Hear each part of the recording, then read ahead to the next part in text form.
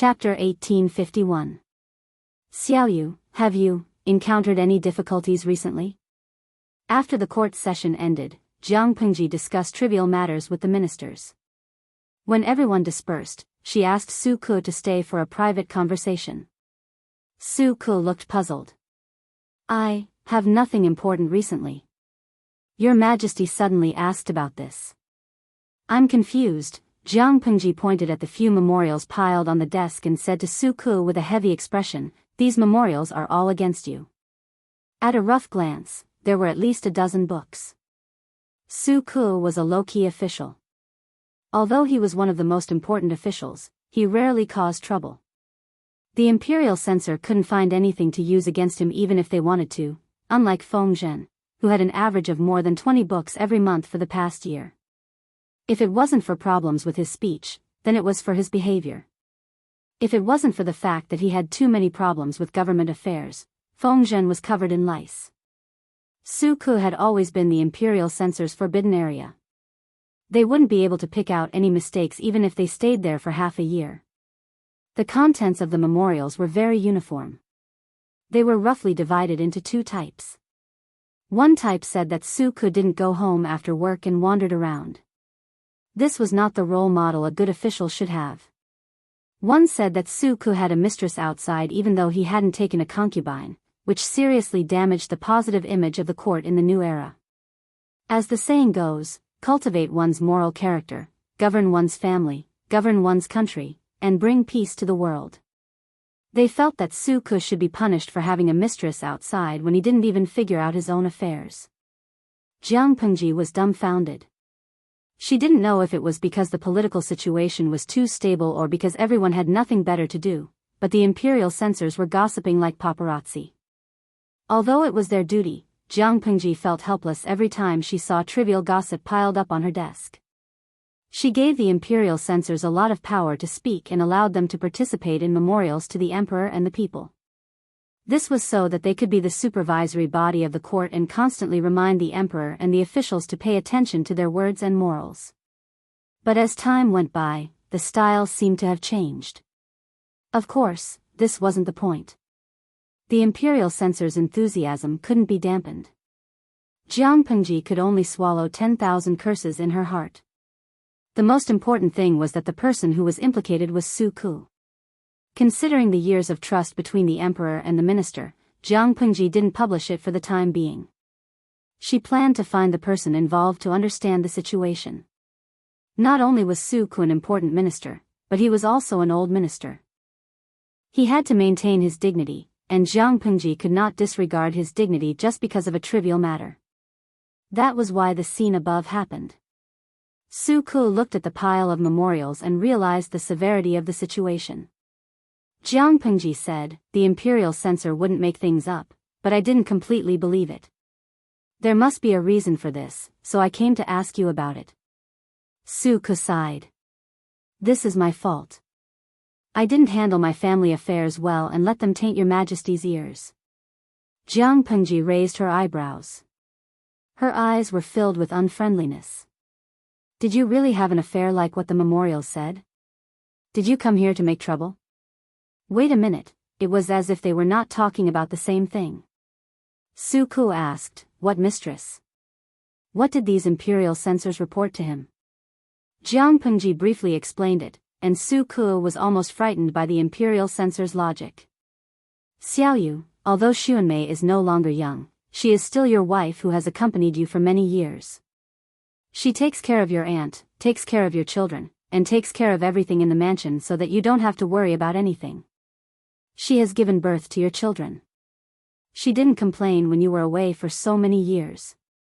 Even if she doesn't have any merits, she has worked hard.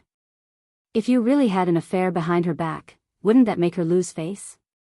Jiang Pengji seriously criticized and educated Su Ke. In the early days of the Jiang dynasty, the marriage laws were also further divided and adjusted. Men could have concubines as long as they met the requirements. Their ancestors had a powerful background, or they themselves were powerful, or their wives were infertile. Men could have a concubine when they were over 30 years old, but the requirements were still relatively stringent. Su-ku had the right to have a concubine, but he didn't bring her home. Instead, he hid it, and in the end, the mistress came to make trouble. This hurt Xiaomei twice.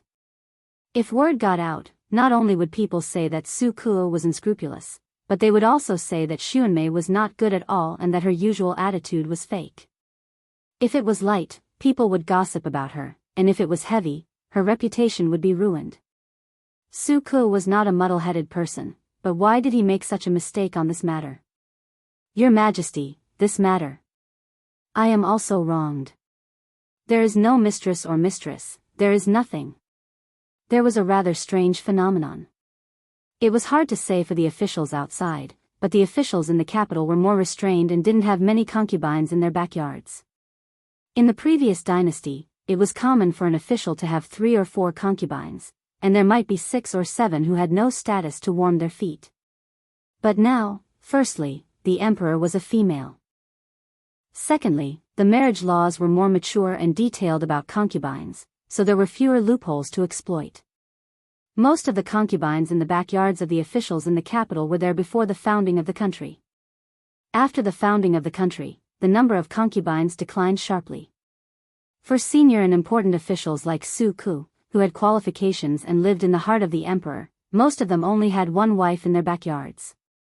Of course, there was no lack of those who got rid of their old wives when they were in power. As a result, the old wife went to the imperial censor and the ex-husband was fired. When Han Yu, the crazy man, revised the marriage laws, he emphasized one rule: those who were first lowly and then noble were not allowed to marry. What did that mean? It meant that if a man was a poor man before he married his wife, he was not allowed to divorce his wife after he became rich, unless his wife committed a serious crime. Of course, when he revised the marriage laws for the 3rd time, Han Yu added a few more words: those who were first lowly and then noble were not allowed to marry. The reason for the revision was that there were scumbags among the female officials, and their husbands were too weak. Han Yu thought that the husband and wife should unite on this kind of issue. It was everyone's responsibility to protect the weak. Anyway, according to the newly revised marriage laws, Su-ku's behavior was against the law. Not only would he be fined, but he would also be demoted and forced to reflect on his mistakes. Jiang Pengji didn't fully believe what he said. Private friendship was private friendship. As a friend, Jiang Pengji naturally believed Su-ku. But as an emperor, she treated her officials fairly and would not be partial to Su-ku or the imperial censor. Go ahead.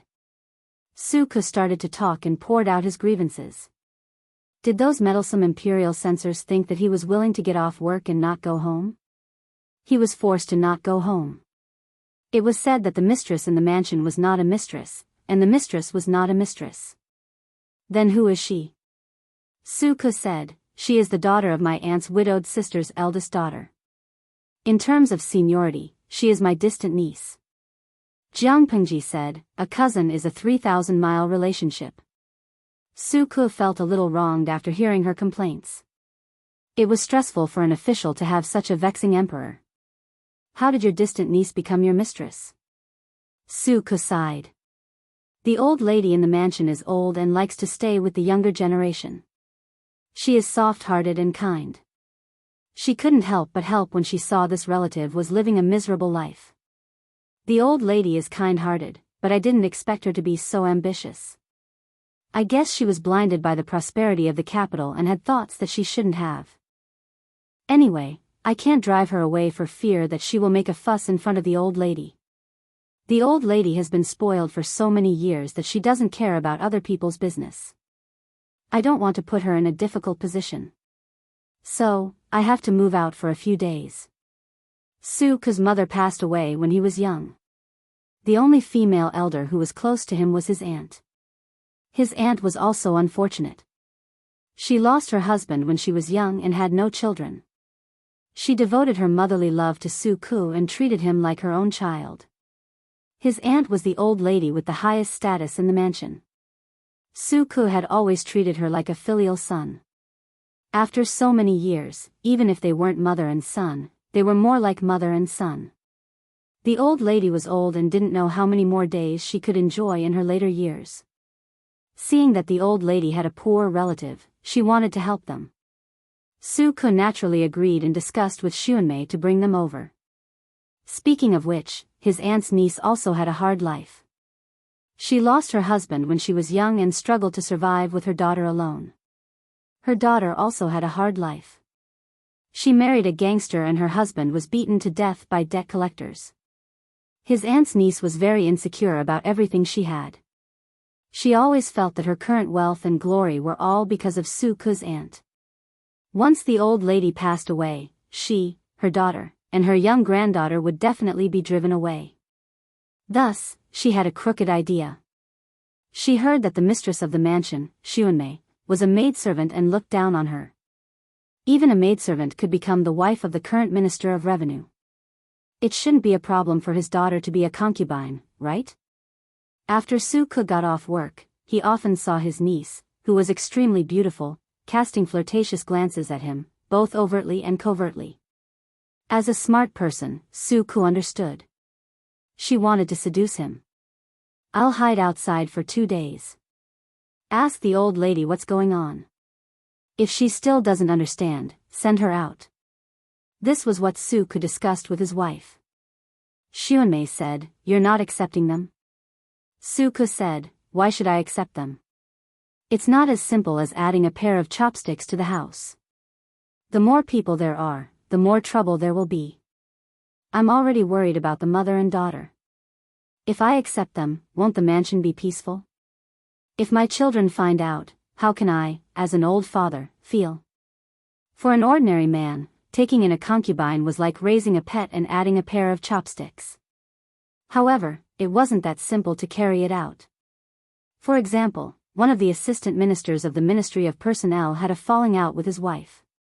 In a fit of anger, the wife said that she only cared about the food, drinks, housing, and transportation of the family, and didn't care about the concubines or foot warmers. She said that the husband should take care of the concubines or foot warmers.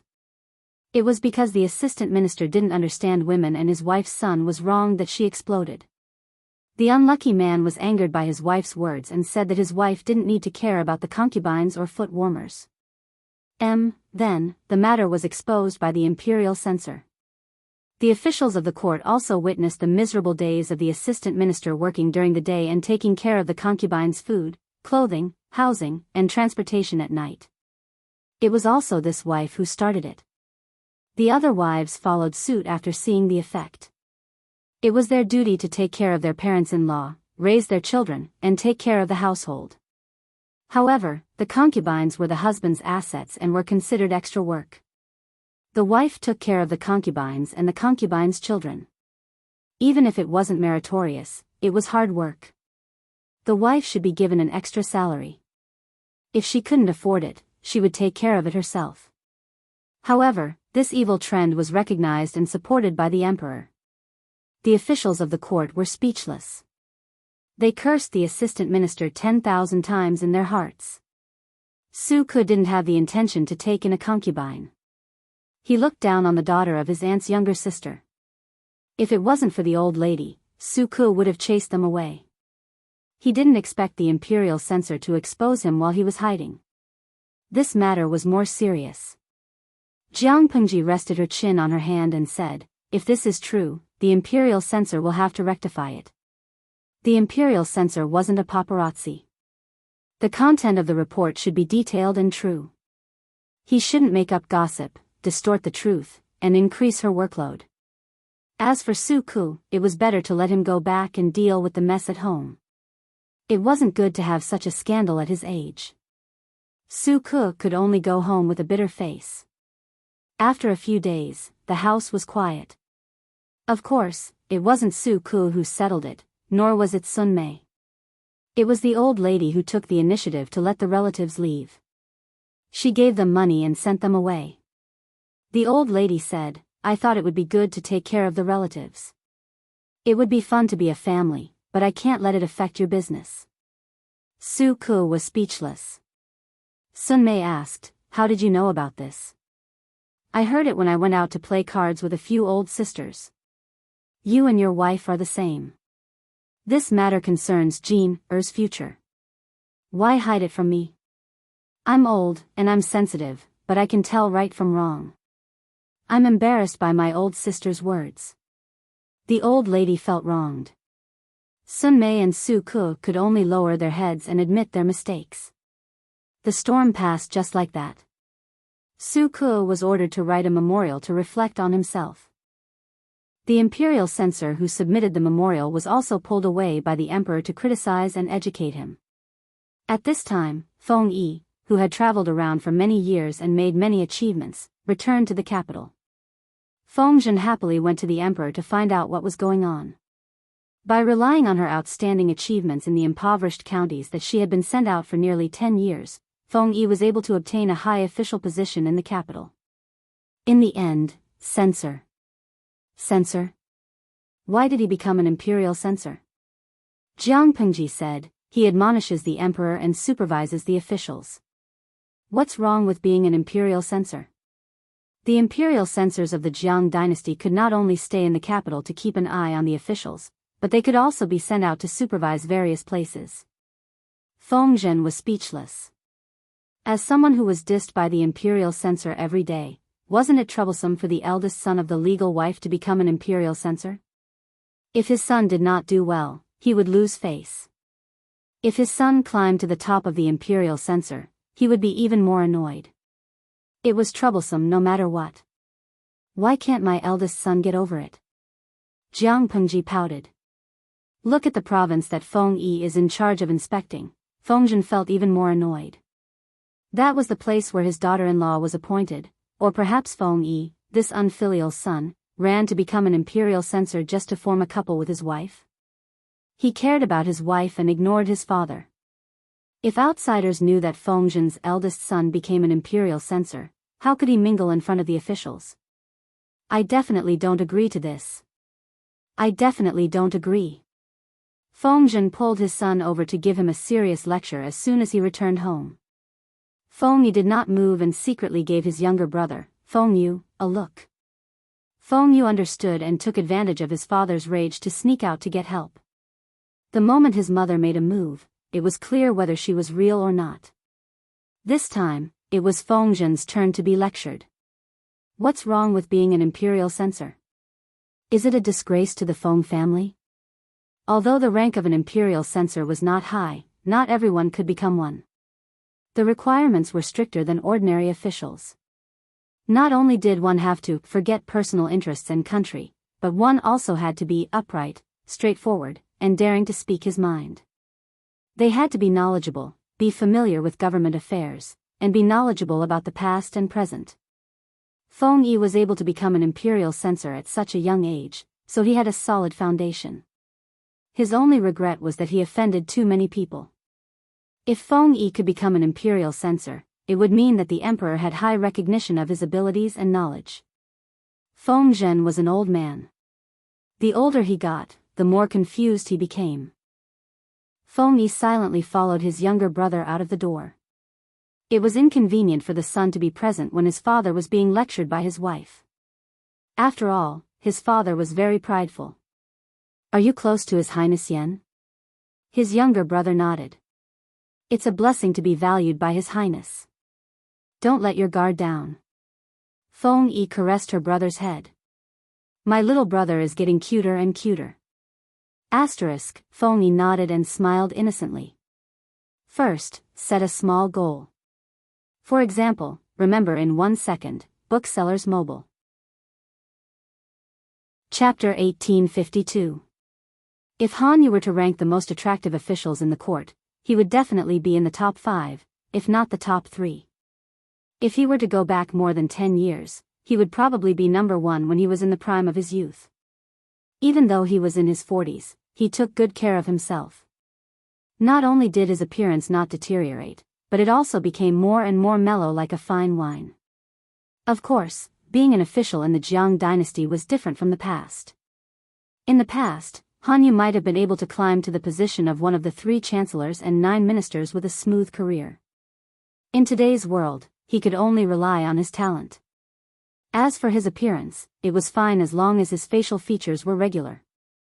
Fortunately, Han Yu was not only good-looking, but also talented and capable. His conduct was also top-notch. Even so, Han Yu was the least popular among the officials. Most of the officials who were willing to make friends with him were his friends when they were young. Why was that? In terms of official position, Han Yu was also an important official in the emperor's heart. He was in charge of the Ministry of Penalty, one of the 6 ministries.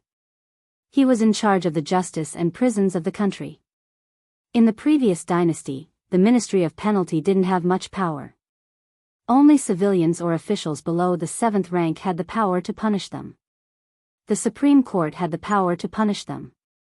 The middle and senior officials were also tortured by other departments, and the Ministry of Penalty couldn't be locked up. But in the Jiang dynasty, the Ministry of Penalty was a proper department with real power. Almost all the officials except for the imperial censor didn't want to provoke it. It was one of the 3 departments in charge of the final trial and review of major cases. In addition to being in charge of the Ministry of Penalty, Han Yu also had other titles. At the same time, he was also in charge of the Supreme Court. In terms of real power, Han Yu was definitely the most powerful person in the early years of the Jiang dynasty. He even dared to confront Qiguan Rang. Most importantly, the emperor was on Han Yu's side. Such a person should be flattered and flattered by everyone. They should be eager to trample on the threshold of others. Why was Han Yu so unpopular? Because his main job was not only to try criminal cases, but also to lead the drafting of national laws. Which official dared to say that he was clean? It wasn't that the officials were bad, but their families, the servants in the mansions, the relatives of the servants in the mansions, the messy distant relatives and neighbors all liked to use chicken feathers as an arrow of authority. Even if these officials wanted to restrain them, they couldn't guarantee that there would be no problems. Once something went wrong and they were caught by Han Yu, they would be punished and educated if they were lucky, or demoted to another place if they were unlucky. It was common for people to lose their lives. For example, there was once an official's brother-in-law who committed a crime. According to the old law, he should be able to escape punishment. Even if he didn't lose his limbs, at least he would be able to keep his life. In the end, Han Yu wrote a petition saying that the old law was problematic. If the old law was followed, the victims would die in vain and the common people would complain about the court. Therefore, he suggested that the case be reviewed. The old law was right in the past, but it was not perfect today. Basically, those who were retried in Han Yu's hands were doomed. The brother-in-law of an official was executed by 1,000 cuts in public. His wife's younger brother was the only male member of the Yu clan. The official's wife cried, threw a tantrum, and even wanted to hang herself. Because of this, the official was implicated by the imperial censor and was even reprimanded and demoted. Examples like this could be found everywhere. Han Yu had offended almost everyone in the imperial court. Unfortunately, the other party had His Majesty as his backer. Even the imperial censor, who was usually disrespectful to the heavens and earth, did not dare to provoke him. The other officials could only avoid him. They couldn't afford to provoke this fiend, but couldn't they just hide from it? It turned out that Han Yu would set them up even if they tried to hide from him. Just the marriage law alone, this fellow had petitioned His Majesty to amend it 3 times. Men, after all, always had a bit of a bad habit. For example, there were 3 big happy events in the folk jokes: promotion, wealth, and death of wife _ smiley face angle _ promotion and wealth were needless to say. Death of wife was a justifiable reason to get rid of his wife and replace her with a young, beautiful, well-educated woman who was worthy of him. Even if his old wife could not die, he still wanted to get 3 or 4 concubines and 6 or 7 to warm his feet. He wanted to experience the comfort and novelty of being a groom every night. As a result, Han Yu had collected thousands of marriage case files and obtained the marriage laws of the previous dynasties. He had revised the marriage laws 3 times according to the current situation of the Jiang dynasty. He clearly marked the places that were more vague and could be exploited, and subdivided the various regulations. Just the rule that those who are first lowly and then noble are not allowed to go was enough to stop many big pig trotters from thinking of changing to a younger wife. How many legal wives did he support? Not only could they not change their wives at will, but they also couldn't take concubines at will. Taking concubines, no matter if they were cheap concubines, good concubines, noble concubines, or unnamed legal wives, either their ancestors or themselves had to be awesome. If they couldn't meet these two requirements, they could only take a concubine when they were over 30 years old and their legal wife had no children.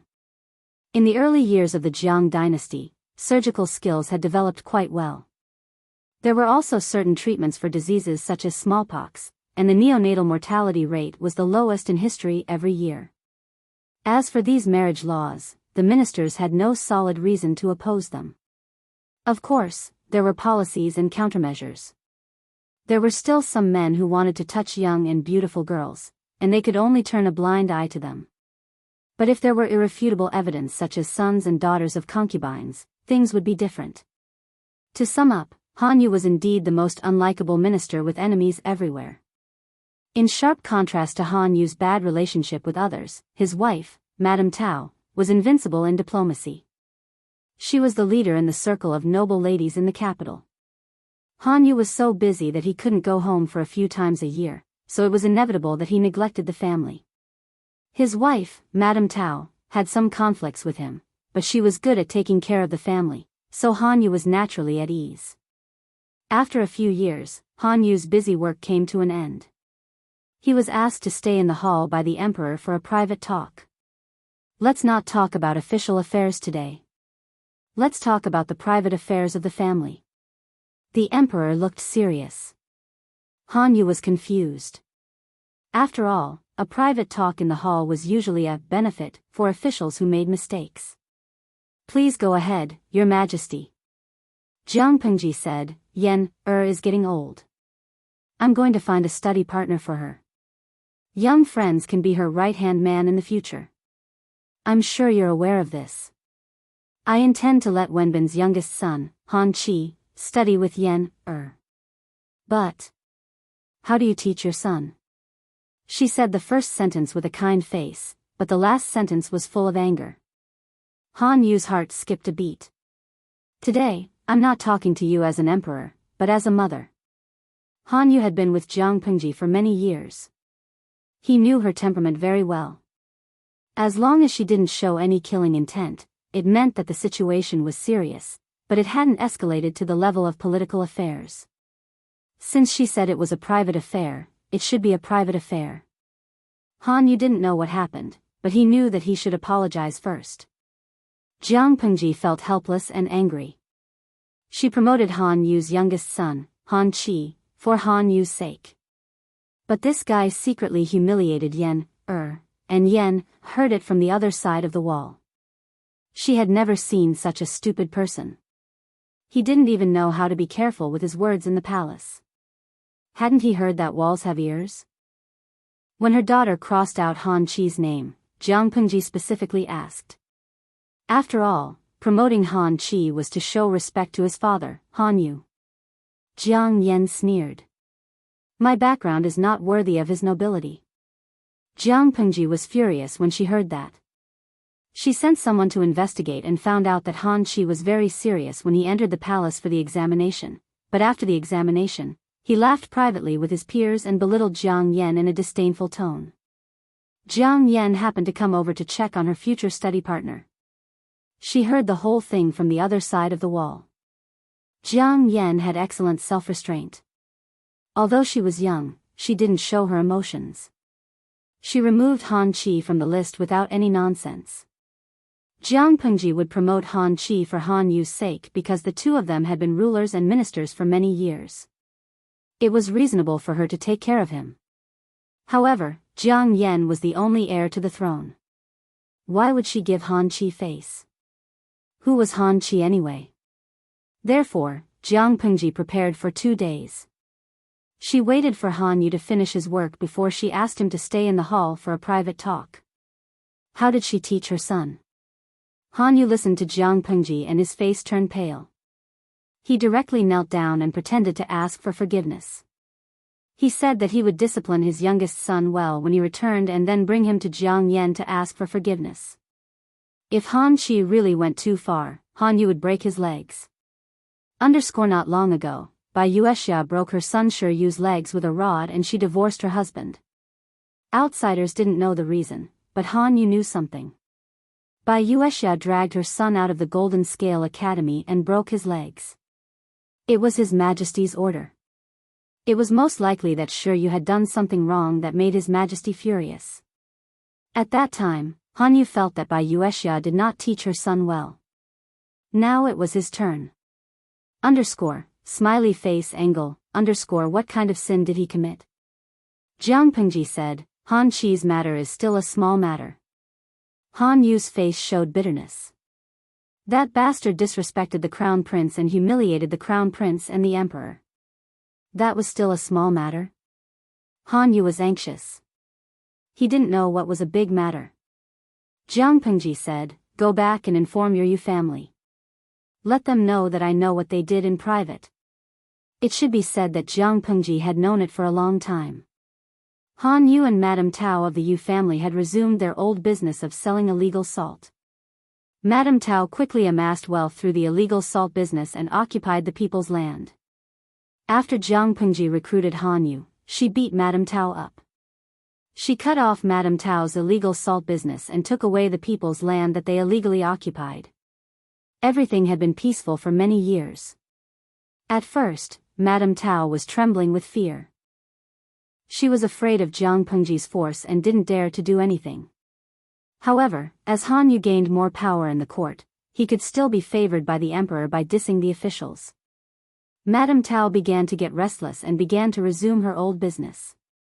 Han Yu's face was so pale that ink could drip from it. Do you know when it started, Your Majesty? Jiang Pengji said, it has been a while, but I kept it a secret. Madame Tao is a clown, but I can't implicate you. Han Yu was hated by hundreds of officials, but he was still alive and kicking because Jiang Pengji had been helping him behind his back. She even cleaned up other officials' dirty tricks when necessary. But Madame Tao was Han Yu's mother, so Jiang Pengji didn't have to be so polite. She took the initiative to reveal it to Han Yu. If Madame Tao made too much trouble, Jiang Pengji had to get rid of the tumor, even if it would slightly implicate Han Yu. Han Yu was her baby. Who was Madame Tao? I am ashamed. Jiang Pengji said, let's not talk about it. You can leave now. It was destined to be a chaotic day. When Han Yu got home, he immediately punished Han Qi, who was usually spoiled, was beaten until he screamed in pain. Madame Tao didn't care about her manners as a noble lady. She almost ran to stop Han Yu. Han Wenbin, why did you beat my son? Han Yu said, he slandered the crown prince's background as a bandit and said he was a lowly person. Did he say that? Han Qi's face changed. A guilty look flashed across his chubby and cute face. Han Run, the eldest son, said, isn't it known to the whole world? As soon as he said that, his father, who had always been kind to him, slapped him for the first time. His face was tilted to one side. Is it because of you? Han Yu asked someone to catch Madame Tao.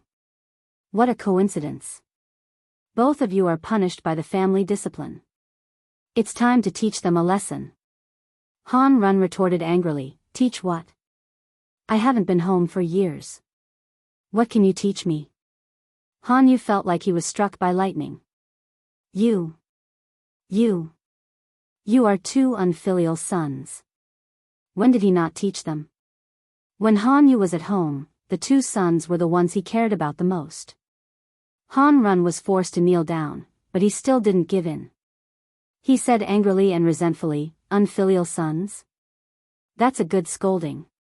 Do you know how much my brother and I have been implicated by you in the academy all these years? You have a good reputation outside. You have offended countless officials and we have been bullied again and again in the academy. You don't even know this. Now you are disciplining me and my brother for not knowing our duty. Of course, Han Run was resentful. How much had he and his brother suffered in the Golden Scale Academy? His father was fearless in dissing the officials, but they were ridiculed by the children of the officials. Han Run was resentful. He also hated Jiang Pengji for entrusting his father with such an important task, but she had attracted so much hatred, which had implicated his brother. He was even angrier when he heard that his brother was going to be chosen as the study companion of the crown prince. Wasn't it enough that he and his brother were being hated by others? Now he was punishing his brother for the sake of the crown prince. Who did he think he was? Did he think he was the emperor? Han Yu looked at his son, who looked familiar but had a strange temperament. He was so angry that he almost fainted. Who taught you these words? At this time, Mrs. Tao waved away the people who were trying to stop her. She protected her baby son who was crying with snot and tears all over his face. I taught them personally. What? Are you going to punish me in front of the servants? Han Yu was so angry that he almost fainted. He couldn't even stand steadily. He was too tired from work and experienced such an exciting scene when he came home. He was already an Iron Man who didn't collapse. I will deal with you later. That day, the Han's mansion was in a mess. The imperial censor who heard the news did not go there. Why? The emperor was watching. Humph, carrot, Han Yu interrupted Mrs. Tao's illicit salt business as soon as she tasted the sweetness. He had thought that this matter would end like this, but a year and a half later, something unexpected happened. Mrs. Tao colluded with the gentry to rebel. After investigation, it was found that Han Yu's wife, Mrs. Tao, was involved and played a very important role. She made great contributions to the rebellion. Not only that, Han Yu's eldest son, Han Run, and his second son, Han Chi, were also involved. Their crimes were unforgivable. Because of this, Han Yu's house was confiscated. The leader of the confiscation was Fu Wang. He used to be Han Yu's enemy and they still didn't get along. If Han Yu was the leader of the civil officials, then Fu Wang was the leader of the generals, and he was the absolute leader. The two had been enemies for many years, and now it was finally over. The emperor has protected you for so many years, but you still made such a mistake. I really don't know what to say. Fu Wang led the team in person. Of course, he was ordered by Jiang Pengji not to be rude to the people of Han's mansion, especially Han Yu. Of course, Fu Wang couldn't be presumptuous with this order. But it was still okay to say a few words to get back at Han Yu. Han Yu, who was dressed in plain clothes, sneered indifferently. Han Yu has been loyal to the emperor all his life. How can he be compared to your good reputation as a minister of several families? You and I know very well whether there is a rebellion or not. Fu Wang was so angry that his face turned black.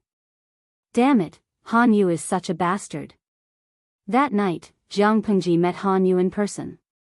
Han Run and Han Chi will be sent to the frontier and will never be able to return home. The Tao family will be executed. Han Yu asked, what about me? I never break my promise, Jiang Pengji said, I will never change my promise to you. Han Yu shook his head. Your Majesty, this is favoritism. If you are like this, what is the purpose of justice?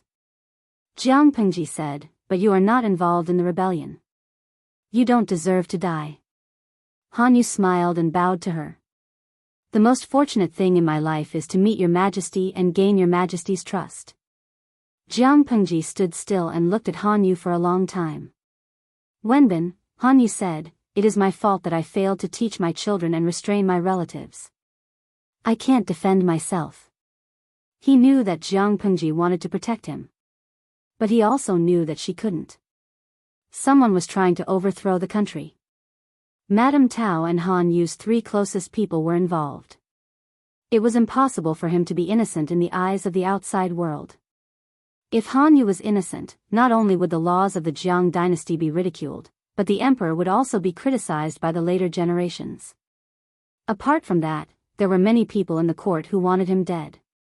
The emperor could suppress those voices, but it was not good for the court in the long run. It was not a wise emperor's choice to lose the overall situation for one person. He wanted justice, but the person who should be the most impartial was favoritism. If the emperor really did that, he would be trampling on the path that Han Yu had been pursuing for half his life. Han Yu said, it's getting late. Your Majesty has a court meeting tomorrow. Go back to the palace first. I have nothing to do here. Jiang Pengji looked at his face deeply. Wenbin, Han Yu smiled. I know what I am doing. Your Majesty, don't worry. Jiang Pengji went back to the palace. Han Yu looked at the empty mansion. He washed his face, combed his hair, and put on the grandest clothes. Looking at the old man in the mirror, he couldn't help but smile bitterly. His life was full of ups and downs. When he was young, he had a good life.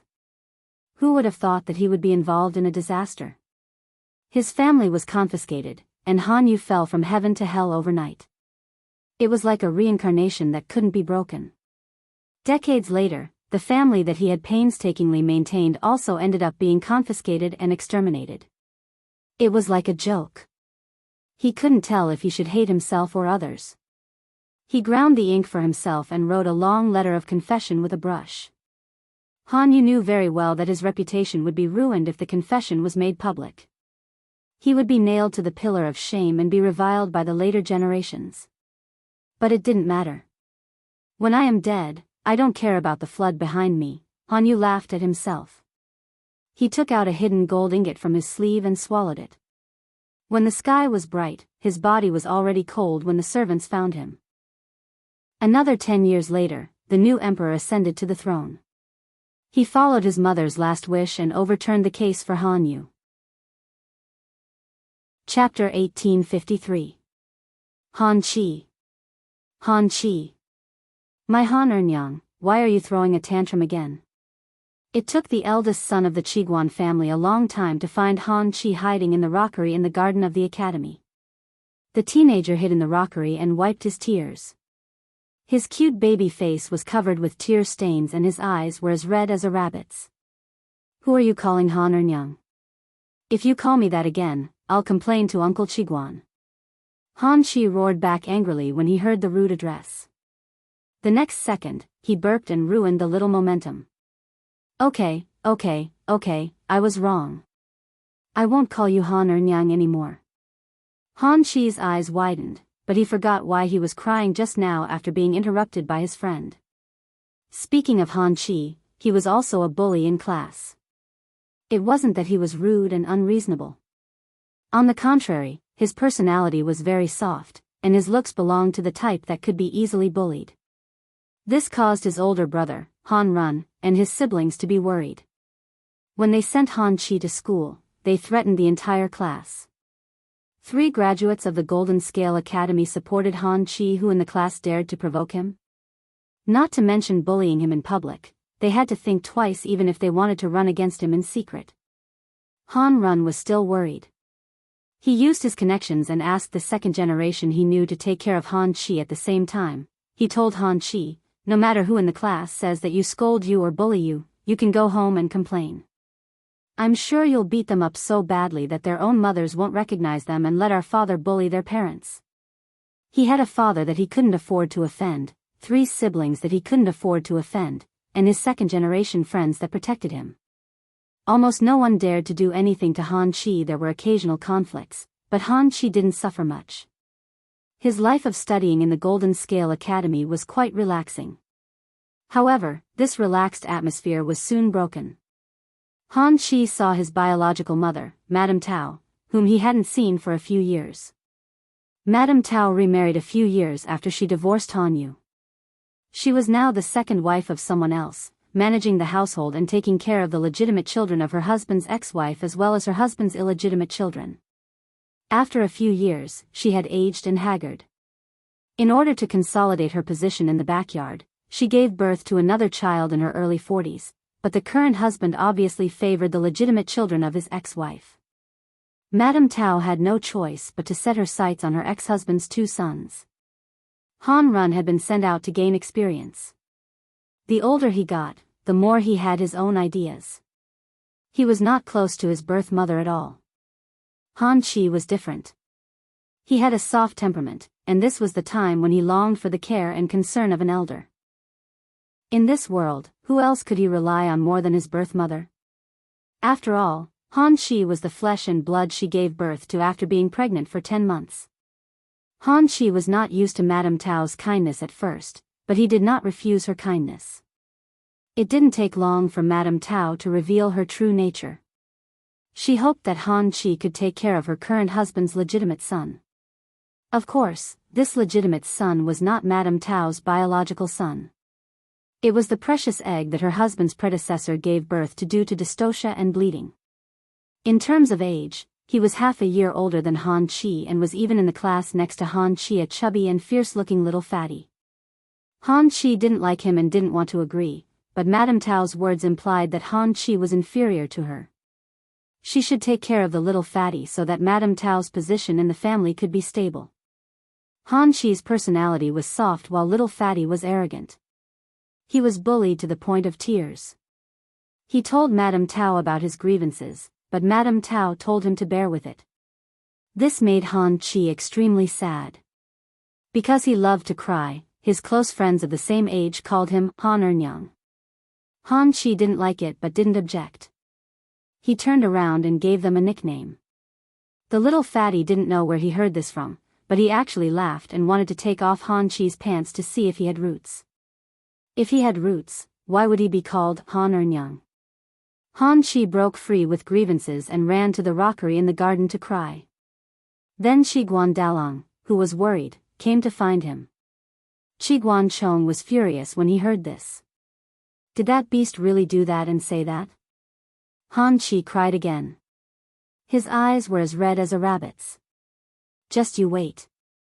I'll beat that bastard until his parents don't recognize him. Qiguan Chong's temperament was completely different from his father's. He was like a firecracker, exploding at the slightest touch.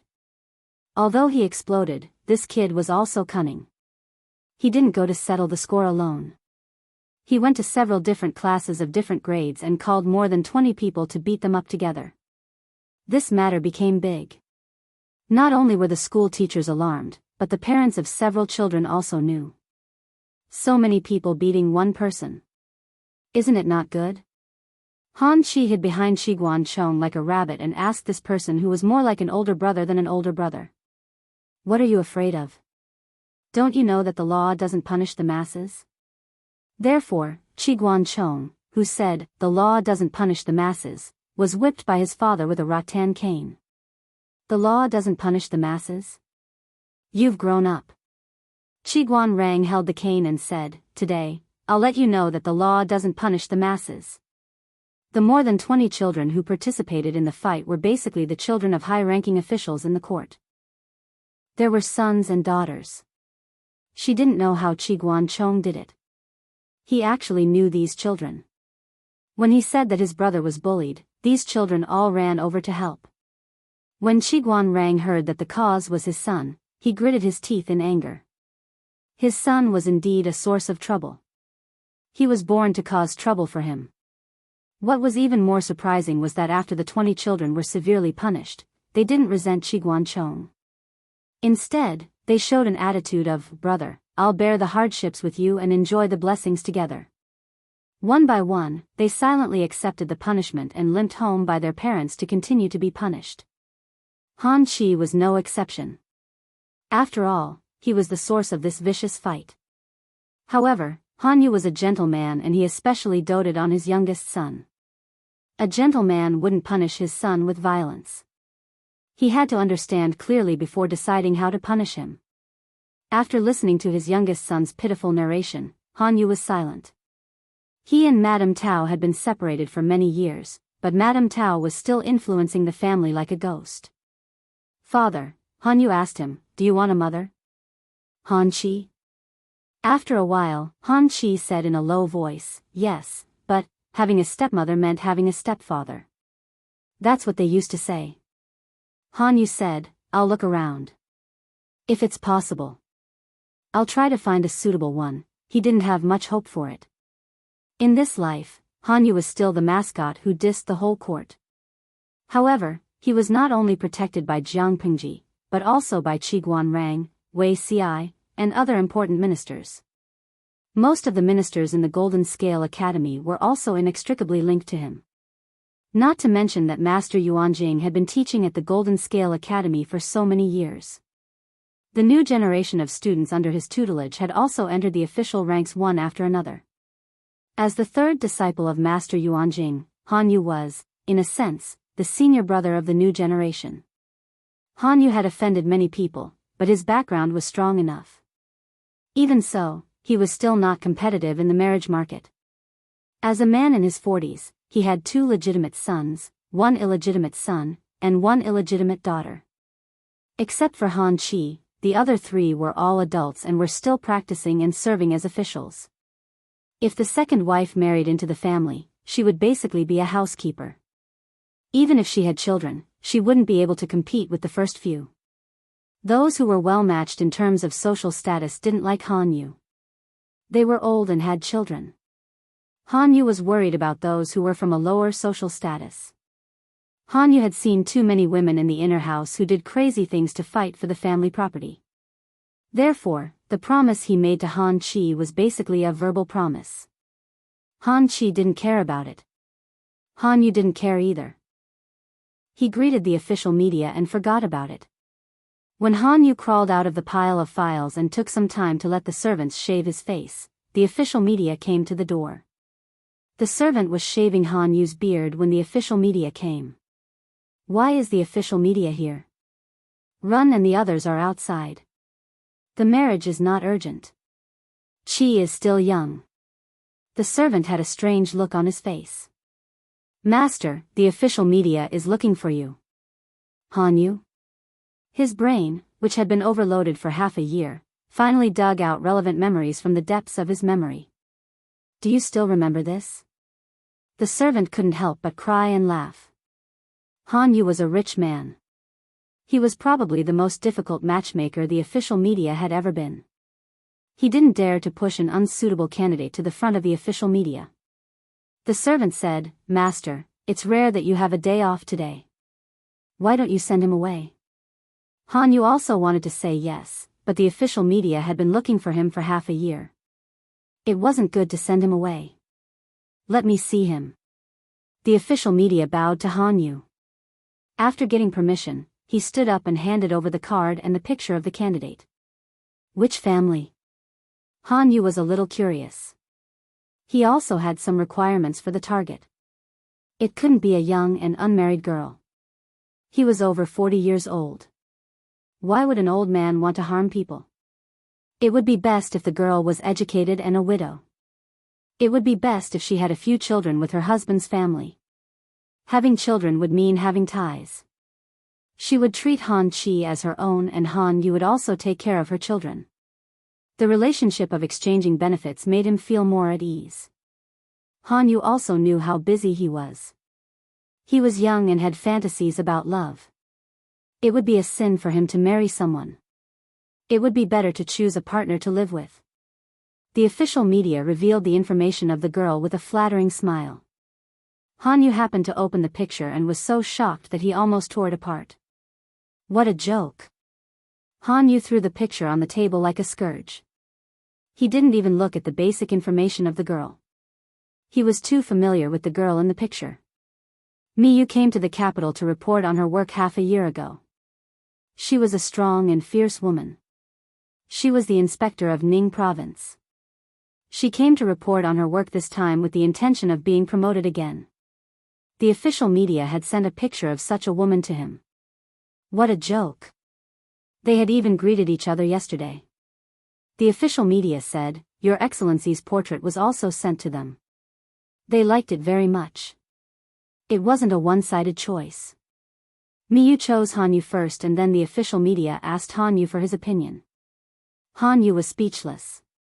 He remembered that Miyu had a family. The official media said, they have been separated for more than a year. Hanyu vaguely remembered that the news of Miyu's separation from her family had spread to the capital and caused quite a commotion. It seemed that the husband of the girl was still crying in front of her house and wanted to remarry. However, her heart was as hard as iron. The official media continued, Your Excellencies are a match made in heaven. Hanyu waved his hand and signaled the official media to leave. A match made in heaven, my asterisk SS. Listening to the official media, Miyu knew that it wasn't just a matter of a day or two. Then what was the meaning of little Chow's greeting yesterday as if nothing had happened? After thinking about it, Hanyu decided to go and ask her personally. Miyu seemed to have expected it. I've been waiting for you. Hanyu was almost choked. Miyu handed a piece of paper to Hanyu. Your Excellency, please take a look at this before you say anything. Hanyu looked down and his face almost cracked. Your Excellency, please consider it. It's not a difficult request. Hanyu had a strange look on his face. Miyu said, they have served me for many years. After so many years, we have developed a sisterly relationship. It's a waste of time to stay there, so I bought all their contracts of slavery. They will live a carefree life as long as I am alive in the future. Hanyu was speechless. Other people got married with gold, silver, and jewelry. When Miyu got married, she got married with her ex-husband's concubines. Yes, you read it right. She got married with her ex-husband's concubines. After Miyu divorced her ex-husband, she took away all the concubines of her ex-husband who were willing to leave. She even married them into her new husband's family. Ridiculous. Miyu said, of course I won't make things difficult for your Excellency. Their daily necessities, food, clothing, and other expenses are all paid for by me. They won't appear in front of your Excellency after marriage. They will only say that they are my dowry. They won't taint the reputation of your house. If the two of them got married, they could live together if they liked it. If they didn't, they could live separately. Miyu was busy, so was Hanyu. No one could blame the other. Hanyu thought it was ridiculous. Why? Miyu smiled. She looked at Hanyu with undisguised ambition. Your Excellency, don't you understand your own situation? You are extremely favored, but you are also extremely dangerous. I can help you and protect you. At the same time, I can borrow your power. This is supposed to be a mutually beneficial thing. Why don't you agree? I heard that the former madam of your house is not well behaved. If there is a proper mistress, she will think twice, right? Hanyu was speechless. After a while, Hanyu said, to be honest, according to the Ministry of Personnel, your promotion is a sure thing. Miyu said, but it's not enough. Not enough? Hanyu said, I can't help you with anything. He didn't think that Miyu was someone who needed to go through the back door. How long had it been since she became an official and became the inspector of Ningzhou? In just a few years, she had walked a path that others might not finish in a lifetime. Of course I don't need your help. His Majesty trusts and values you, Han Wenbin. This is what I value. Miyu said and added, as long as we are husband and wife in name, it will be enough. But whether it is in name or in reality, it depends on fate. Hanyu left with a gloomy face. At this time, a graceful woman walked out from behind the screen. The woman sat beside Miyu and massaged her shoulders. That Excellency, doesn't look like he will agree. Miyu smiled and said, why not? The woman was one of her ex-husband's concubines. She was also willing to redeem herself and leave with Miyu. But look, Miyu said, just wait. In a few days, His Majesty will come forward to make peace. The woman was surprised. Why? Miyu said, he has made too many enemies. It seems that he has a strong background, but the wind in the court is always changing. Who knows if his classmates who were laughing with him a few days ago will become his enemy in a few days.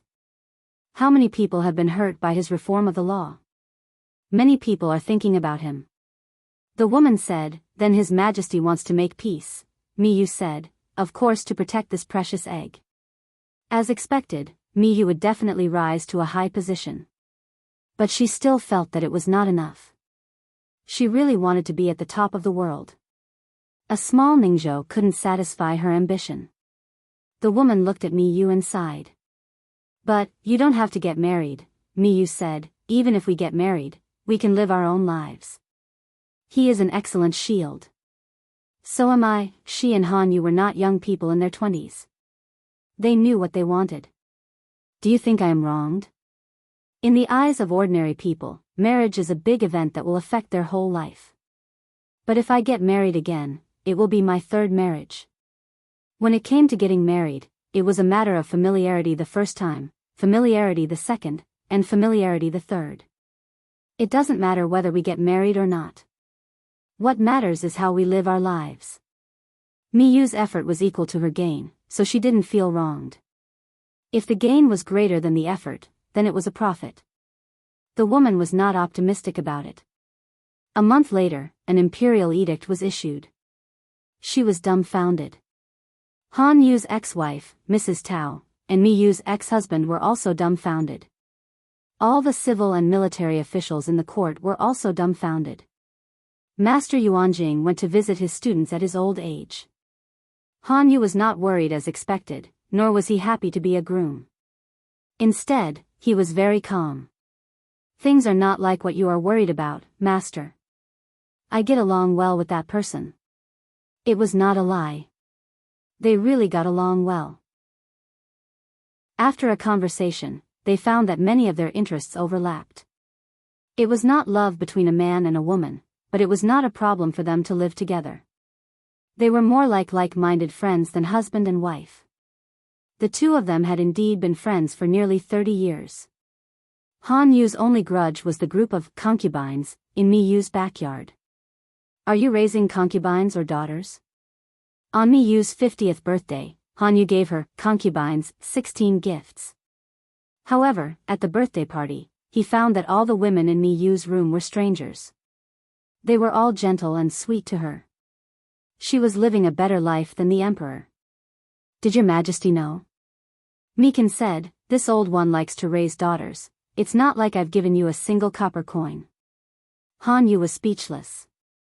Did he feed those 16 gifts to the dogs? Genius 1 second to remember my address. Mobile version. Chapter 1854.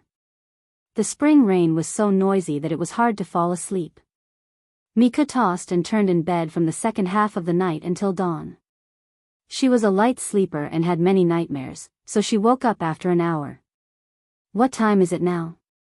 The maid on night duty answered, Madam, it's just past 7. It's only 7? Hearing the way the maidservant addressed her, Miku suddenly remembered that she had spent the night in the Han Manor, so it could be considered as her home. The maid asked, Madam, do you want to get up now? Miku answered, yes. Maidservants came in one after another, helping Miyu wash her face, tidying up her hair, and even giving her an exquisite massage to relieve her headache. Madam hasn't been sleeping well recently. Do you want a doctor to come and take a look? Miku propped her elbows on the dressing table and pretended to sleep for a while to relax her tired mind. No need. It's the same problem every year. I'll be fine after a few days. Miku was working in the capital now. She spent most of her time in her own residence and only a few at the Han residence. Although she didn't stay much, the courtyard was still well equipped. It was bustling with people and didn't look cold at all. The maid tied her hair into a loose bun so it wouldn't hurt her scalp. Her makeup was also much simpler than usual. She looked at the phoenix eyes in the mirror and asked in surprise, why is it so simple today? If she remembered correctly, this maid was an expert in all kinds of makeup that was popular in the capital. Miku would sometimes complain about makeup that was too flashy. Even though she didn't look old and looked to be in her early 30s, her makeup was too thick. Today was a rare day. The maidservant said, yesterday, old master reminded me that madam prefers a more simple and unadorned one these days. Miku was taken aback for a moment, then smiled and said, as expected of the famous Han Wenbin, you are indeed meticulous in your actions. His success wasn't without reason. It could be seen from every little detail in his life. Every year, on this day, Michu's mood would become very gloomy, especially on this day, because it was the death anniversary of her first husband. After dressing up, Miku looked at the woman in the mirror who looked to be in her late 20s and felt a little better. Madam, San Langjun heard that you were here, so he came to pay his respects. Mikan said, let him come. When she arrived at the main hall of the main courtyard, the young man who looked like a ball of childishness was waiting for her. Your son pays his respects to mother. Miku said, rise. Is the academy's rest day today? Han Chi stood up and sat on the seat to Michu's right, then said seriously, today, the academy will still have classes. Meekin frowned. Class? This kid is skipping class? That shouldn't be the case. Han Chi was a rather well-behaved child, so well-behaved that he didn't have his own opinions. How could an obedient child do such a disgraceful thing like skipping class? Wasn't he afraid of being beaten up by his father? Han Chi said, "A few days ago, father applied for half a day of classes for me. He said it was to accompany mother." Me too, all right. She had to admit that there was indeed something praiseworthy about a person who was able to make it through the chaos of the world to where he was now and rise up step by step. In that case, will accompany mother to Shangfu Temple on the outskirts of the capital today. Shangfu Temple was originally a temple in Hejin County, but His Majesty later allocated funds to build one in the outskirts of the capital. It was said that the old monk in the temple had taught His Majesty. Even though His Majesty didn't believe in Buddhism and had tried to curb the development of Buddhism and was more inclined towards Taoism, it didn't affect the incense burning in Shangfu Temple.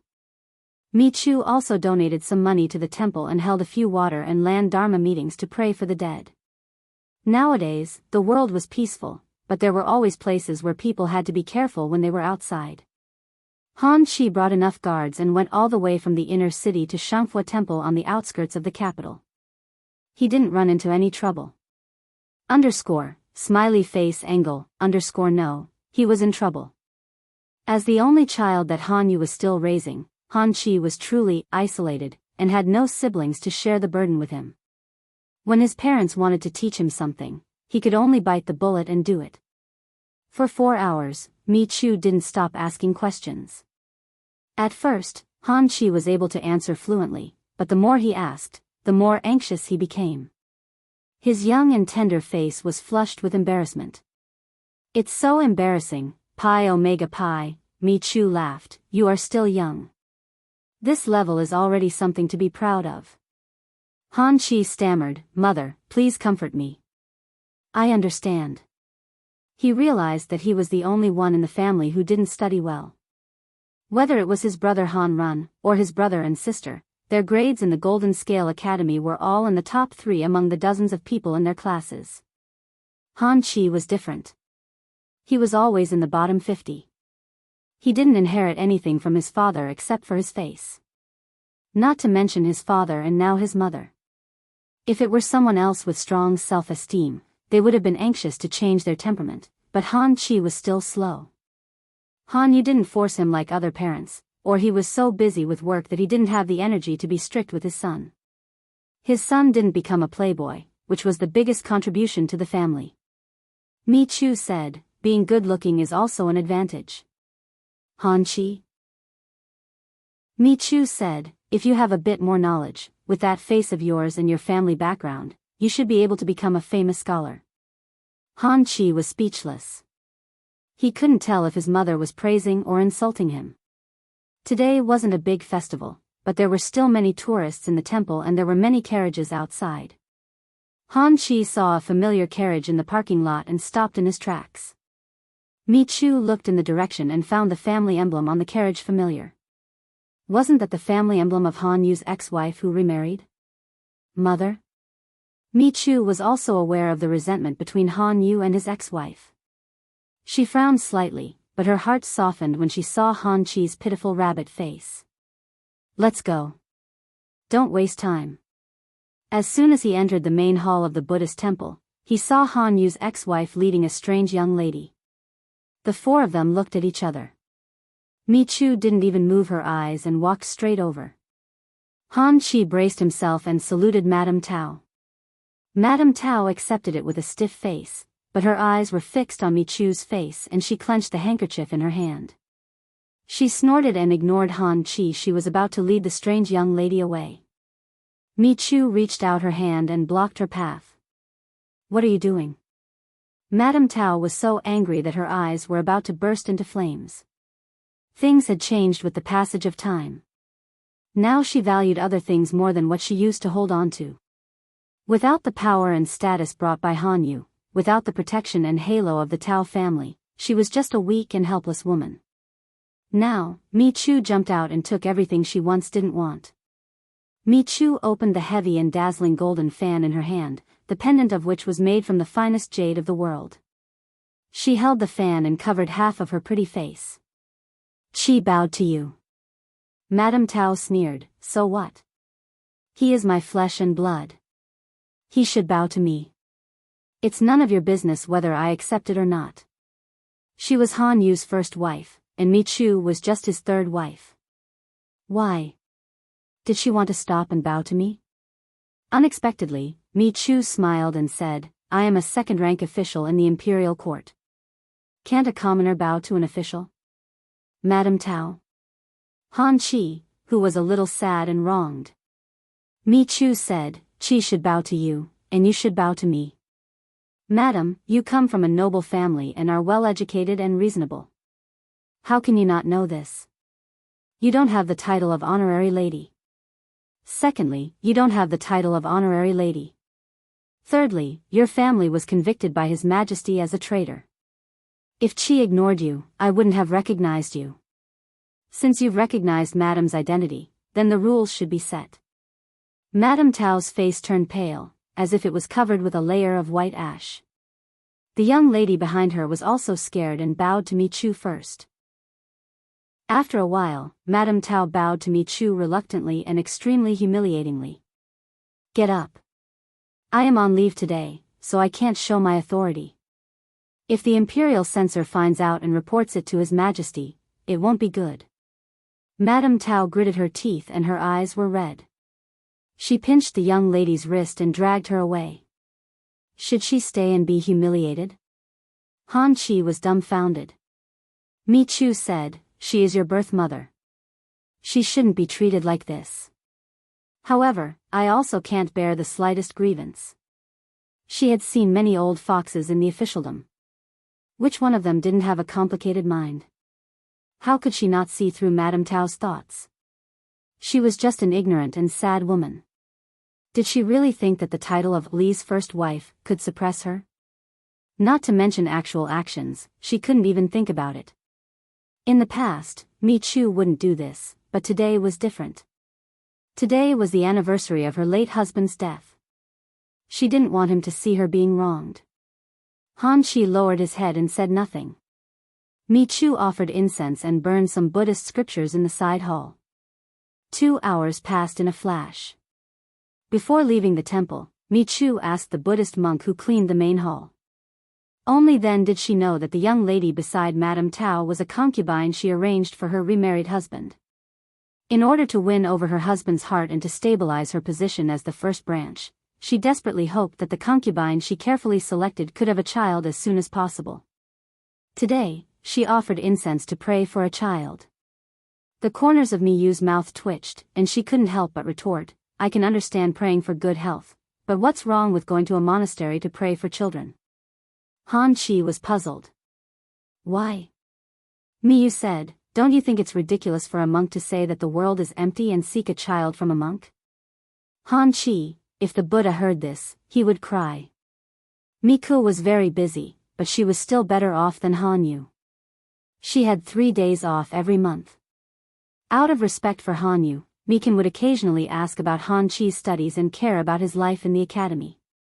It was Han Chi's first time coming into contact with a woman like Mi Chu, and he quickly felt closer to her than his birth mother, Madame Tao. Han Chi was sent back to the Han estate by the housekeeper. The woman who was massaging Mi Yu's shoulders said, "Third Langjun is not bad. He has a pure and kind nature." "What are you trying to say?" The woman said with a smile, "There's no harm in passing him over and putting him under your name. I'm sure the old master will agree." Miku played with the golden fan and said with a smile, "If we do that, Madame Tao will probably vomit blood from anger." The woman said gently, "Everyone has their own fate. This is her fate." To be able to forcefully turn a situation like this into the current situation was also a skill. She prided herself on being smart, but she never saw the truth in her life. Her fate had always been in the hands of others. It wasn't others who wanted to control her fate, but she took the initiative to give it to others. All honor and disgrace were tied to her family, her husband, and her son. Her family was destroyed, her husband was divorced, and her son was estranged. She lost everything, but she still didn't wake up and continued to stubbornly step into the same pit. She wouldn't understand now, and she wouldn't understand why her life was like this in the future.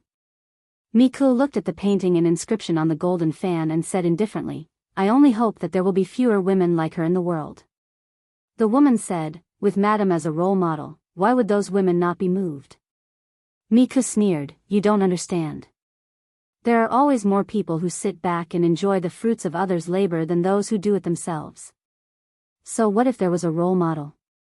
The current emperor was still a woman. As long as getting married and having children is still a way out for women. Women like Madame Tao will still be endless."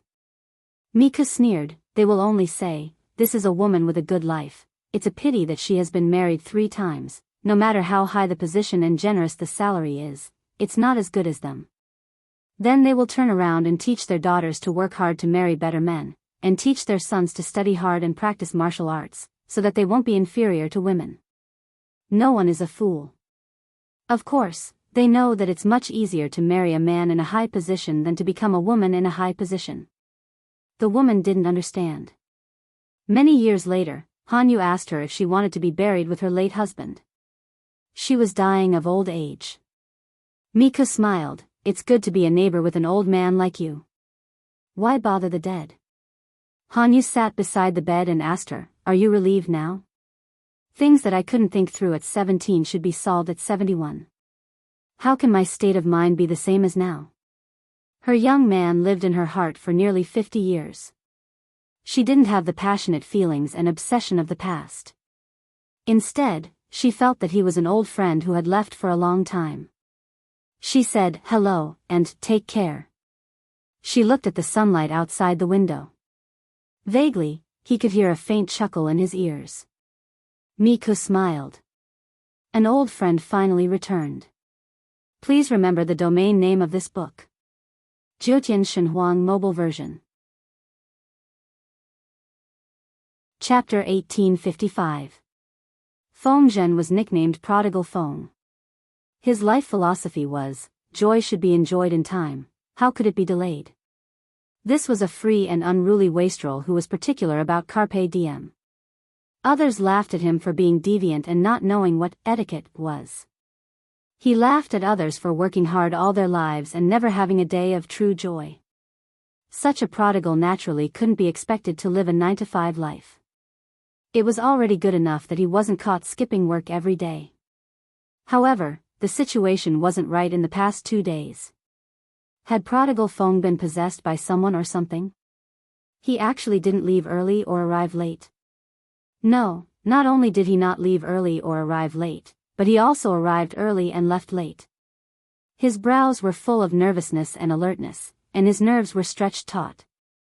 Could it be that the situation at the front line is tense? Even Prodigal Feng, who had always been unrestrained and calm, was so serious. Was it because the situation at the front line wasn't right? When Feng Zhen wasn't paying attention, such rumors quietly spread, causing many fence-sitters to panic. Finally, it reached the ears of the Lord, Jiang Pengji. She frowned. As the Lord, she was the clearest about the situation at the front line. The enemy couldn't withstand a single blow. The situation wasn't tense, and the provisions and logistics were in place. No matter how she looked at it, this battle was a sleeping victory. What was Feng Zhen up to all of a sudden, making everyone so restless? Seeing that the rumors were getting more and more exaggerated, Jiang Pengji couldn't help but grab Feng Zhen and ask him about it. Why haven't you been to Nulu recently to drink and watch dances? The lady boss of the tavern you frequent is still thinking about your money pouch. Feng Zhen. The two of them stared at each other. Feng Zhen suddenly revealed a little grievance that made one's heart ache. This time, it was Jiang Pengji's turn to be confused. She reflected on herself and didn't find any problems with her words. Did it agitate Feng Zhen? The person who went to Nulu all day to drink and watch dances was indeed Feng Zhen. The lady boss of the tavern was also concerned about his money pouch. He used to be radiant when he talked about these things. Why did he look as if he had offended an innocent woman? My lord, I'm afraid I won't be able to go again, Feng Zhen muttered. Please don't urge me to go again. As Feng Zhen's gang of scoundrels, it was perfectly normal for them to go to the women's den to drink and watch a dance together. However, without the tools to commit the crime, Jiang Pengji wouldn't stay there overnight. Ever since they got married, Feng Zhen's personality had changed. He only drank and didn't cross the line. For the two of them, going to New Lu to drink was not so much because they were greedy for the wine there, but because they were greedy for the colors there. Because of this, Feng Zhen was secretly scolded by many people. They said that he was a wastrel who had led the lord astray. Feng Zhen felt that he had been wronged. His lord was just an experienced driver who was familiar with the roads. Why would she need him to take her driving test? Jiang Pengji said, "You've changed. Are you preparing to turn over a new leaf?" Feng Zhen sighed. "My wife is pregnant. The doctor said that her pulse is not very stable." Jiang Pengji understood. So that was why. If that was the reason, she could understand Feng Zhen's choice. It was fine if he wasn't serious normally, but he should pay attention to his wife's pregnancy. This was something he should do as a man. However, that's not right. If your wife is pregnant, then why have you been leaving early and returning late? I won't increase your salary even if you work a few more hours a day. It's better to finish what you're doing early and go home to accompany your wife. Jiang Pengji criticized Feng Zhen. Do you know how much of a joke you've made with your recent series of abnormal actions? Everyone thought that Feng Longzi was acting out of character because the front line was in a tight spot. There were so many people spreading rumors that even I almost believed them. When I investigated the source, it was actually you. Feng Zhen. How could she blame him for this? She was pushing the blame too far. Feng Zhen sighed. It's precisely because my wife is pregnant that I don't dare to go back. After thinking about it, I can only help my lord relieve her of her burdens. Jiang Pengji raised her hand to stop Feng Zhen from bewitching her. Out of 10 words that came out of Feng Longzi's mouth, 8 needed to be carefully considered to be true or false. The remaining 2 were false. Are you willing to be honest? Feng Zhen choked for a moment and said with grievance, "It's true that my wife is pregnant, that I don't dare to return to the manor." Jiang Pengji didn't quite understand. Feng Zhen was old, his knees were weak, and his body wasn't very healthy. His wife was pregnant after much difficulty, so he should be ecstatic. This was so abnormal. Could it be that the child belonged to old Wang next door? Jiang Pengji couldn't help but raise her eyebrows and recall which family lived next door to Feng Zhen's. Feng Zhen saw the slight change in her expression and knew that his lord was mistaken. He had to explain in a low voice, "Before this, I had a son named Feng Yi. He was the son that my first wife gave birth to at the cost of her life. Yi has been intelligent and beautiful since he was young. His temperament is very similar to his mother's." Feng Zhen had a son before? Jiang Pengji was very surprised because she didn't know about this before. Listening to Feng Zhen's tone, this child should have died young. It was indeed young, and the cause of death was related to Feng Zhen. That year, Feng Zhen was addicted to hanshi powder. The young Feng Yi didn't know the truth and happened to see Feng Zhen after taking hanshi powder. He thought that something had happened to him and hurriedly went to find the housekeeper to save Feng Zhen. Who knew that in early spring, the rain would be plentiful and the moss would be lush. Little Feng Yi accidentally slipped off the stone steps and fell into the icy cold pond water. Although he was saved, he caught a serious cold that night and died of high fever. Feng Zhen always thought that he was the cause of his son's death and felt regret for many years. Sometimes, he would dream about this intelligent son in the middle of the night and couldn't help but cry when he woke up. He gave up on the idea of having another child, and he was born weak and sickly, so he couldn't have one even if he wanted to. A while ago, his wife, Wan Xiu, shyly and timidly told him that she was pregnant. Feng Zhen felt his whole body go blank, as if a cold chill spread from the soles of his feet to his head. On the surface, he was ecstatic, but in his heart, there was an uncontrollable panic and fear. Jiang Pengji was speechless. "Are you afraid that you'll be cuckolded?" As soon as she said this, the feelings that Feng Zhen had been brewing were instantly broken. "What are you saying, my lord?" My wife and I have a deep relationship, why would I suspect this? The sickly man wasn't someone who was born to be impotent. The low probability of pregnancy didn't mean that there was no possibility of winning. The welfare lottery only had 1 in 100 million.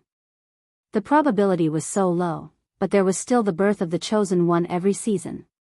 Feng Zhen had a son, Feng Yi, so naturally, he wouldn't think that he couldn't have a child. So what if his wife was pregnant? Must it be because of old Wang next door? If it weren't for the fact that he couldn't beat his lord, Jiang Pengji, Feng Zhen would have fallen out with her on the spot. Goodbye, our friendship is over. Then why did you say that you were panicking and afraid? You said it yourself, I didn't force you to say it. Feng Zhen was speechless. Actually, that wasn't what Feng Zhen wanted to express. Your subject is indeed panicking and afraid. If this child can't be kept and dies, he had always thought that he wasn't fated to have children, so his first child, who was so good, was also killed by him. With such a thought, Feng Zhen naturally felt an indescribable fear of having a second child.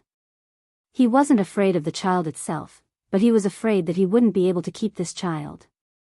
He didn't dare to go back and face his wife for a long time, so he could only use work as an excuse to avoid her and give himself time and space to think things through. However, before he could understand this matter, his lord came first, and he even made a fool of himself. Jiang Pengji also understood what Feng Zhen was conflicted about. She said, I come from a humble background, so I can't speak of any great principles, but there is one thing I understand. Since the child has set his sights on you and wants you to be his father after reincarnation, it means that he is satisfied with you. How can you let the child down? Feng Zhen couldn't help but complain, My lord, what you said is quite touching. Jiang Pengji said coldly, I can say something even more touching. Do you want to hear it? Feng Zhen was speechless. Jiang Pengji said, I heard that pregnant women are sensitive and think a lot. You leave early and come back late all day. Aren't you afraid that your wife will think too much? Maybe she thinks that you haven't changed, and that you took advantage of her inconvenience during her pregnancy to be seduced by a little demon outside? If the mother isn't good, the child will be even worse. Feng Zhen was speechless. He had forgotten about this terrible thing. That day, Jiang Pengji heard that Feng Zhen had left early again, an entire 2 hours early. This Feng Langzi is really getting more and more indecent. What if he delays the Lord's business? Jiang Pengji glanced at the snitch. What else can we do? Deduct his salary. Deduct so much that this fellow can't even afford milk powder and diapers. / / book / / Chapter 1856. On the road on the outskirts of the capital. The blue-robed young man looked at the lofty wall that was faintly visible on the horizon. His eyes couldn't help but light up a little. Feng Langjun, it's windy outside. Why don't you rest in the carriage? The curtain of the carriage was lifted, revealing a small and delicate face. There were a few freckles on her cheeks, but she looked even more cute and lively. The girl's invitation made the young man in blue fall into a trance, but it quickly turned into awkwardness. He rejected her, and couldn't help but steer his horse away from her. Seeing this, the girl snorted and pouted. You look like a smart person. Why are you so insensible? The young man in blue had good eyes and ears. The sound of the carriage wheels wasn't loud, so he didn't miss the girl's complaint. His expression became even more awkward. At this time, the young man riding with them came forward and joked in a low voice, Brother Rongley, you're so boring. The lady is interested in you. But you, the goddess dreams, the king has no heart. The lady is the daughter of a rich merchant in Sun Prefecture. Her father is very rich and her business seems to be quite big. If you marry her, you can spend the rest of your life lying on a mountain of gold and silver. The young man in blue glared at him, but his eyes were so good that he couldn't feel any disgust when he glared at him. If you like it, go ahead. Don't drag me into it. His companion laughed. If I had a face like Brother Rongley's and talent, I would naturally try my luck and see if I could marry into her family and become her son-in-law. Unfortunately, the body that my parents gave me has already been decided. She doesn't like your blockhead. The young man in blue sighed helplessly. Seeing this, he could probably guess who he was. It was Feng Rongli, the eldest son of Feng Zhen, who had outstanding achievements in local politics and was transferred back to the capital. But he was unlucky. He accidentally got separated from his servant and didn't bring much money with him.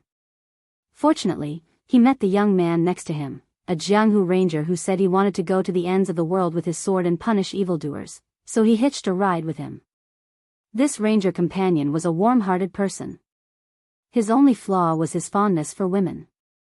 He would never stop fooling around.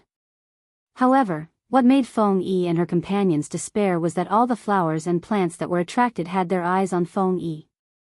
No matter how Feng Yi said he was engaged and that he had a fiancée at home, it couldn't stop his luck with women. The exuberant peach blossoms made Feng Yi tremble. His companion laughed at him for being timid. How could a man like a man be scared by a woman who came to him voluntarily? Feng Yi and Feng Yi's Feng Yi? How could he tell his friends that half a year ago, his fiancée had sent him a letter from home, along with a romance book with a seemingly strange plot? Oh, the author was Layman Zaiki, who had been growing more and more girlish these years. The book had a total of more than 30,000 words, and in a concise manner, it told the story of a high-ranking female official who took 7 tests to meet her fiancé, and finally got married and entered the bridal chamber. In layman's terms, this was the woman setting a trap for the man, one trick after another. Feng Yi couldn't help but break into a cold sweat for the male protagonist. What worried him the most was that there was a small note in the letter. Changsheng asked him if he wanted to do the same. Feng Yi was worried since he was on his way. He was afraid that he would meet Miss Bao, the prostitute who sold herself to bury her father, the poor servant girl who was abused by her master. Of course, Feng Yi had not met any of these tricks since he had been on the road. But it didn't mean he was safe. Especially when the ranger who was with him was a womanizer. Feng Yi was always nervous. "You're such a boring man." Feng Yi frowned and said, "A gentleman should be clean." His companion smiled and said, "Fine, you're a gentleman. I just want to be a playboy." Feng Yi frowned again, but he didn't say anything. When they were about to enter the city, Feng Yi declined the goodwill of the rich merchant and his daughter. His heart wanted to fly to the mansion. "You really refused?"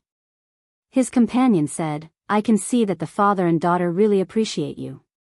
According to the rich merchant, Feng Yi promised to marry his daughter and he prepared a dowry of tens of thousands of coins for his daughter.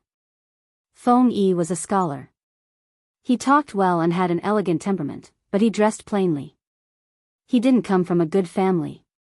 If he married this rich merchant's daughter, he would at least have financial support for his studies and career. Feng Yi said helplessly, "I already have a fiancé." His companion was speechless. He really had a fiancé? He thought that Feng Yi was just finding an excuse to fool the others. Today was Feng Yi's first time in the capital. He could only follow the address given by his family. After asking many people, he finally found the location of the Feng mansion. His companion asked, "Is your relative working for a rich family?"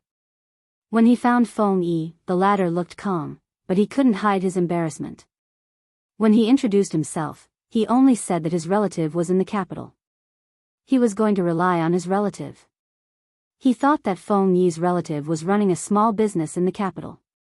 He didn't expect that he was serving a rich family.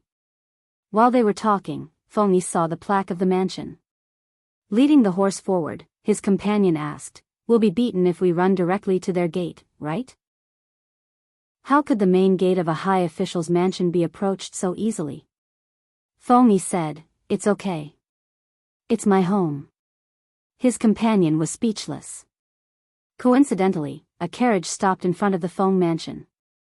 The curtain was lifted, and a woman in a blue dress with her hair in a bun came out.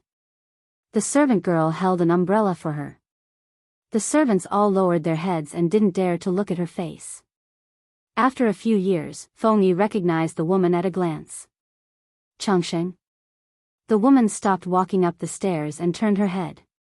Brother Rongli?" She seemed to want to run over, but as soon as she took a step, she restrained herself. But her eyes were shining with excitement. Feng Yi also walked forward quickly. He couldn't help but want to hug her, but he suppressed the impulse in the end. Changsheng, I'm back. The two looked at each other for a long time until a young cough broke the ambiguity under the calm surface. Feng Yi lowered her head and saw a chubby boy with a pink face standing by Changsheng's feet. Changsheng, is this your future brother-in-law? Changsheng. Feng Yi thought that this little boy was Feng Jin's youngest son, and his age was suitable. But Changsheng said, not little brother, it's.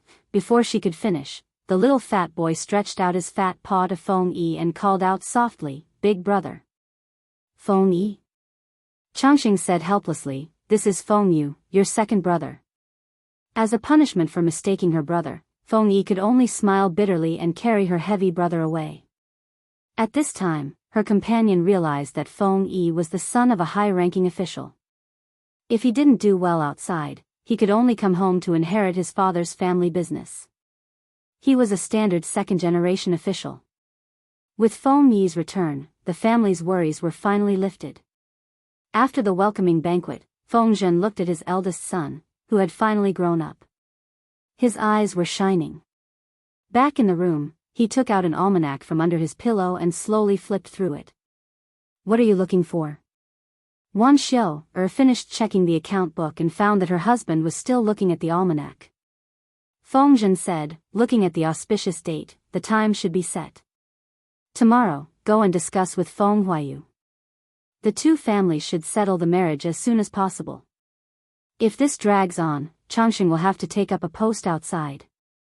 When will the two youngsters be able to get married? Oh, I see you're anxious. Wan Xiao, she felt that Feng Zhen was getting more and more muddle-headed as he got older. Didn't Her Majesty say that the two children will be betrothed? The auspicious date is naturally decided by the palace. Why are you getting involved? There was a clatter. The almanac in Feng Zhen's hands fell onto his legs. He looked pitiful. Wan Xiao rolled her eyes and said, which wedding isn't prepared a year and a half in advance? If I let you do it, I would have offended the in-laws long ago. Feng Zhen, Wan Xiao took out a booklet from somewhere and threw it to Feng Zhen. She had already sent people to prepare the important items and valuable items in advance. Other than holding a booklet and picking a useless auspicious date, what else could Feng Zhen do? He was unreliable when he was young and still didn't know how to organize his son's wedding. Feng Yi could grow up to this point without becoming crooked thanks to the protection of his late wife in the underworld. Her Majesty had secured the betrothal. His wife, Wan Xiao, had prepared the betrothal gifts. His son was a handsome groom. He looked dashing in formal attire. His son had kidnapped a bride since he was young. She was a noblewoman with the highest status in his generation, aside from the two princes. Feng Zhen had no place to interfere at the wedding banquet. Time passed quickly. The only thing Feng Zhen could do was drink a few more cups of wine. He was so moved that his eyes were brimming with tears. As the one marrying off his daughter, Feng Jin looked at Feng Zhen's sobbing face. He wasn't even that sad about his daughter marrying off. Why was Feng Zhen crying first? If not for his wife, Wei Jingxian, stopping him, Feng Jin would have argued with Feng Zhen. What was he crying about? Was he dissatisfied with his daughter? Wan Xiao felt embarrassed and said in a low voice, "What are you crying about? You've made a fool of yourself in front of the in-laws and the officials." Feng Zhen said, "Whenever I think about Rongli getting married, I feel terrible and suffocated." Wan Xiao, No, I'm saying that Rongli finally has a family. As his father, I'm happy and moved. Back then, he was just a small ball. Feng Zhen immediately changed his words. He made a pitiful gesture with his hands and said, "When the midwife carried Rongli to me, he cried even more weakly than a kitten. At that time, I thought we couldn't keep the child. In the blink of an eye, more than 20 years have passed and Rongli is already married. Who knows, he might even become a father next year. Thinking about this, I have mixed feelings and can't help but want to cry." Feng Zhen had a good tolerance for alcohol. Usually, he wouldn't get drunk after 1,000 cups. He wouldn't even blush after drinking 1 or 2 jars of wine. But today, for some reason, he couldn't help but feel his eyes ache after only 2 cups of wine. It was his son getting married, but he felt like he was marrying off his daughter. That feeling of regret and satisfaction filled his heart. Thinking about his youngest son coming back after more than 10 years, Feng Zhen felt even sadder. He really needed to suck on his chubby son to catch his breath. Where did Feng Yu go? Come, let him suck on some wine. Comfort his hurt father's heart. Feng Yu rejected the offer. How could his unruly father compare to Prince Yan? Does this count as satisfaction? Listening to the sounds of the wedding banquet behind her, Jiang Pengji, who was in disguise, couldn't help but sigh. Wei Ci thought about Feng Zhen's loss of composure and laughed. Yes, satisfaction. When a person is happy, the moon is round. Please remember the domain name of this book, Jiutian Shenhuang Mobile Version. Chapter 1857. Didn't they say that this animal is very fierce? The young man in brocade clothes used the stick in his hand to poke the dark wild man who was locked up in the iron prison. It was said that the wild man in the iron prison was a child raised by a wolf pack. For some reason, he was separated from the wolf pack and was caught by a playboy who went out to hunt. They had heard of wolf children, but they had never seen a living one. He looked like a human, and there was nothing special about him. The servant standing next to the young man said in a trembling voice, "He was fed medicine, and now he has no strength left in his body. He was very fierce before, and even bit someone's arm off." That ruthlessness made people shiver. "Lang Jun, be careful. Don't let this animal hit you." The young man didn't know how this wolf child grew. He looked like he was about 10 years old, but he was as tall as an adult man. He was tall and strong, and his muscles were tight and full of explosive power. His 2 long legs had amazing jumping power, and he ran very fast. If it weren't for the large number of people in the hunting team, and the little animal hadn't eaten for a few days, it would have run away. The young man, who was called Lang Jun by the servant, sneered and deliberately poked the wolf child's face with the stick in his hand. "Humph, he's half dead. Do you think I'm afraid of him?" The servant flattered, "Lang Jun, you're right. But this animal hasn't washed for many days, and his excretion is also like an animal. I haven't trained him well. If he's now, I'm afraid I'll dirty your eyes. I'll send him to you after he's washed and trained." The young man threw the stick away and said, "Remember to be quick. We're counting on him to turn the tables in the fight." The servant hurriedly nodded and bowed, as if giving a military order. The young man was not in the mood to listen to the servant's flattery. He waved his hand and signaled his guards to leave with him. He didn't see that when he turned around, a pair of dark and wild eyes stared at his face, full of bloodthirst. The young man didn't notice, but the servant did.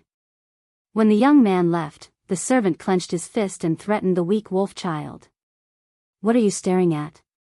Be careful, or I'll dig out your eyeballs." The wolf kid was raised by the wolves. Since he was born, he had never trimmed his hair. The servants thought it was too troublesome to do so, so they took a pair of scissors and cut off the dirty, smelly, and stone-like hair. Then, they pressed the wolf kid into the cold pool water to bathe him. Every time the wolf kid choked on the water in the pond, he would let out a sorrowful and panicked cry. The servants who were watching the scene would roar with laughter, as if the scene in front of them was very amusing. Half a month later, the wolf child was pushed into the beast-fighting gambling house as a secret weapon. To put it bluntly, the beast-fighting gambling game was just an entertainment for some playboys. They would starve their pets for 2 days before throwing them into the arena for them to fight to the death. The pets that participated in the death match were usually heinous prisoners on death row. The winner would live, and the loser would die without a complete corpse. In order to add to the fun, they would usually set up a prize. The winner would get the prize, and some playboys would take pleasure in this. They would groom death row prisoners to fight and win the prize, which would give them face among their peers. Of course, fights between humans weren't fun either. Sometimes, savage beasts would be thrown in to increase the number of variables. The wolf child was the secret weapon of the young man. In less than a year, the wolf child helped the young man win countless battles. As a price, he was covered with terrible injuries, some of which were so deep that his bones could be seen. Every time he left the arena, he would be drenched in blood. Some people would even laugh and applaud when they saw him bite off his opponent's throat. However, no matter how powerful the wolf child was, he was not invincible. Indeed, he had the fighting instinct of a wolf and a body that was stronger than many adults. But after all, he didn't know how to fight. When he met a capable opponent, he would only lose. When he lay in a pool of blood, dying, his life seemed to be rapidly draining from his body. In a daze, his body was picked up from the ground, and the person seemed to be saying something. What a poor child. When the wolf child learned the human language, he learned that the person who saved him was called Fu Yang, a person who was taller, stronger, and more powerful than him. Every day, he was forced to learn the human language, learn the human handwriting, and practice martial arts at the same time. How could the wolf child be restrained? Naturally, he refused to be disciplined. As a result, he was taught a lesson. What, Fu Yang? Call me daddy. Fu Yang held a wooden stick in his hand and pinned the wolf child. His hands were held behind his back by the wooden stick, and he couldn't use any strength. The wolf child subconsciously growled like a beast, and the back of his head was hit hard. Speak human language. The wolf child, brute force and no brain. I can beat 5 of you with one hand. Fu Yang sneered. The wolf child was forced to kneel on the ground. He twisted and struggled for a long time, but still couldn't break free. He was so anxious that his head was full of sweat. Beg for mercy. Learn to beg for mercy, and I will let you go.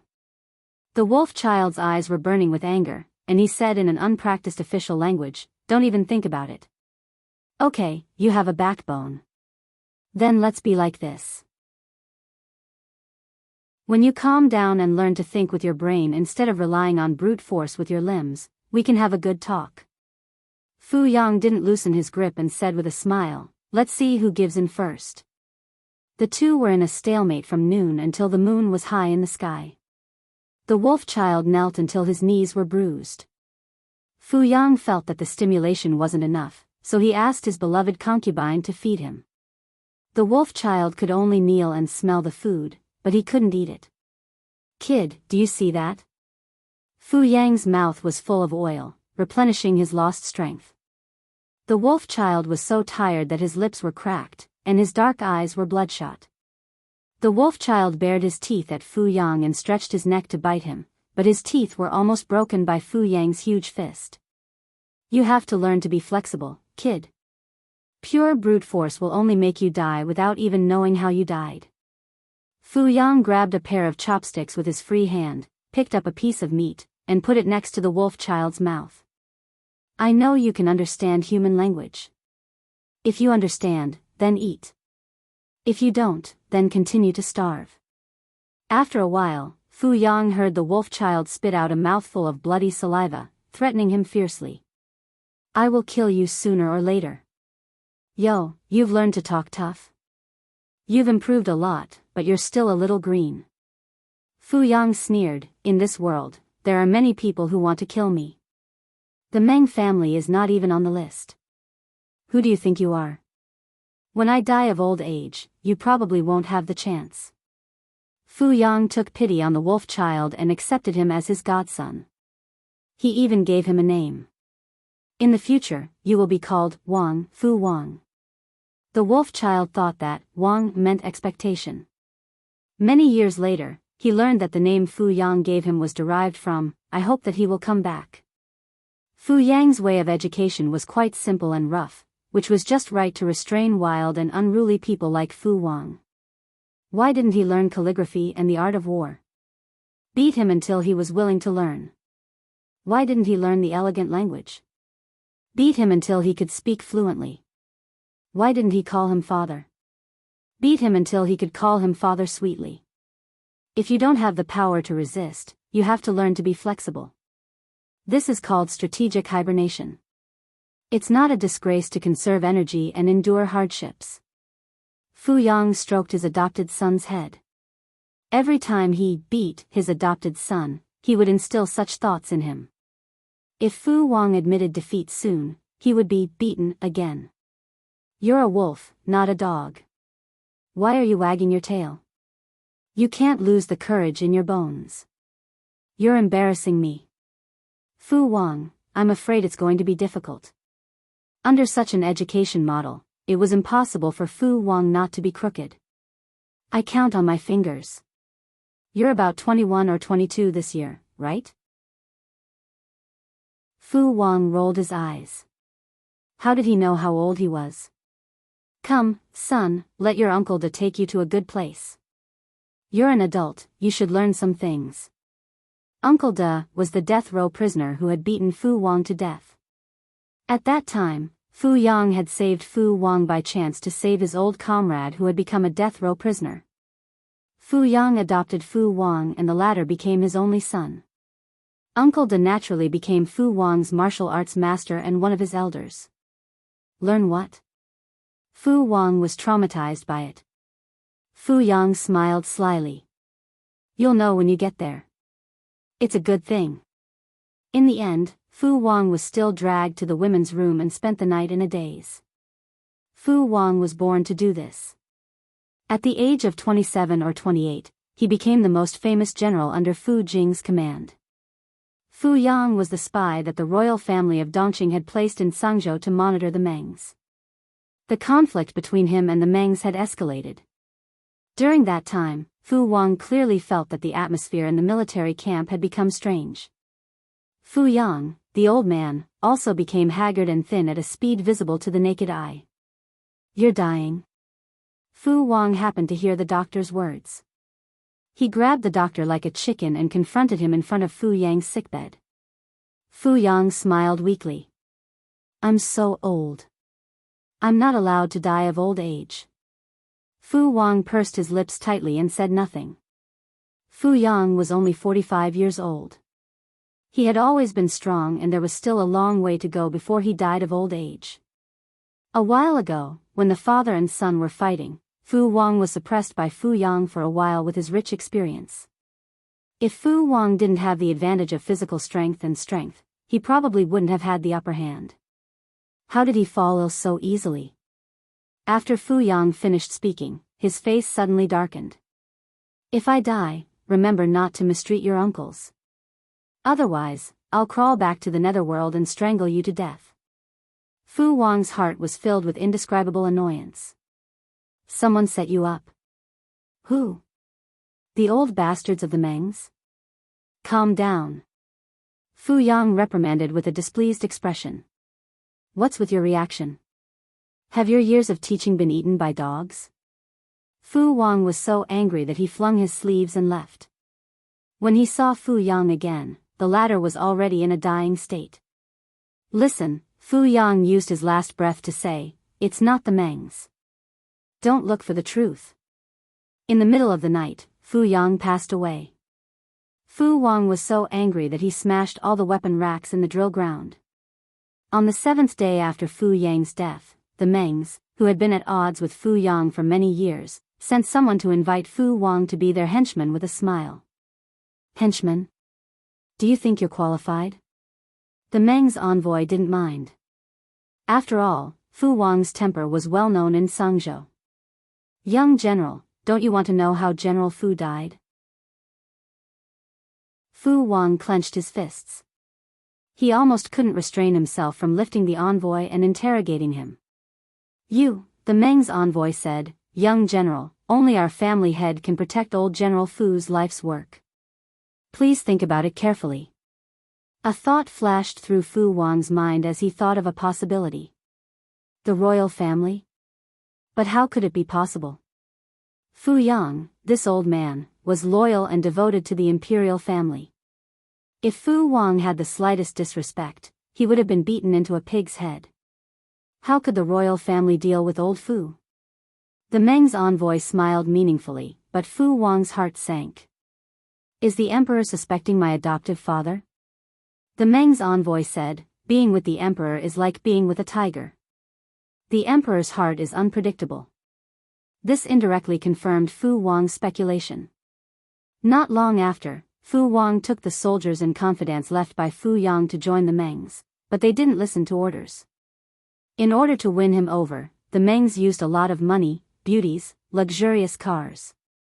The people of Zhangzhou only said that Fu Wang was an ingrate who turned to the enemy who killed Fu Yang after his adoptive father's death. Some of Fu Yang's old subordinates didn't understand. But Fu Wang did things his own way. The world was in chaos, and the Mengs took advantage of the situation to recruit soldiers and buy horses. The Mengs expanded, but they ignored Fu Wang, who was hiding in the dark. This guy turned the tables and took over the Mengs. He was then recruited by Prince Changshu, who was the most powerful at that time, and became the most valiant general. Prince Changshu knew that Fu Wang was a beauty, so he tried his best to find a woman for his beloved general. Fu Wang had a bad temper, and sometimes he would deliberately offend people. For example, he once said at a banquet that he liked Prince Changshu's beloved concubine. That beloved concubine was extremely beautiful, and it was said that her appearance was similar to Wang Huiyun, one of the two beauties of the Wangs. Prince Changshu used to be this talented woman's admirer, but unfortunately, the goddess married Xia Qian, a boorish man. Because of this past, Prince Changshu doted on this beloved concubine, even though she was born in a brothel.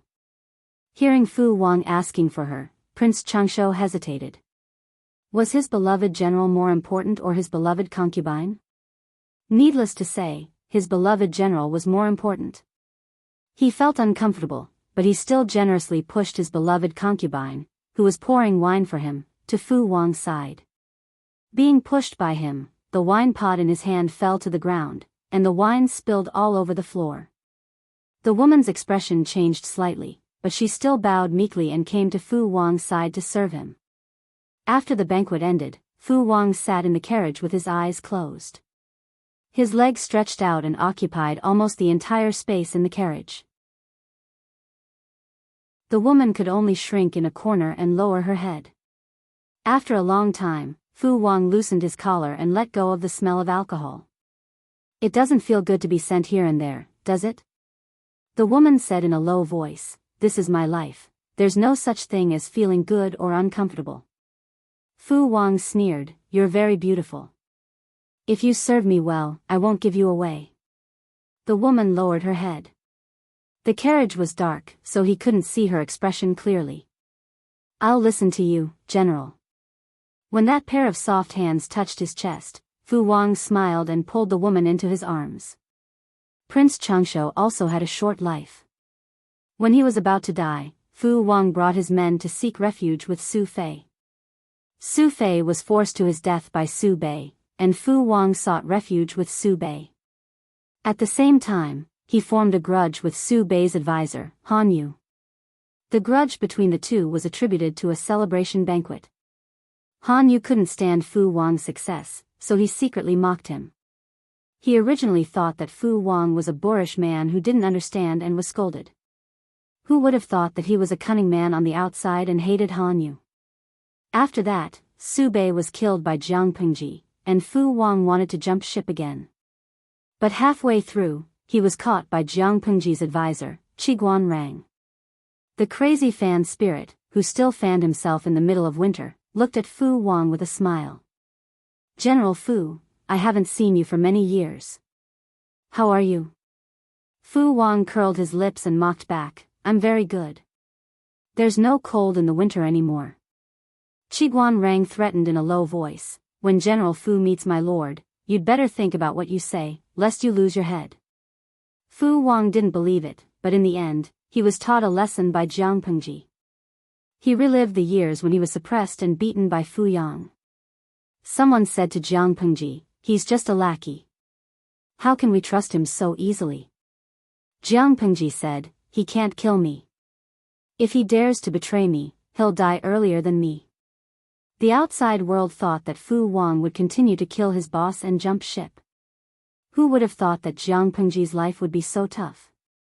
Speaking of which, Fu Wang's battle record was quite good. He almost never lost a battle.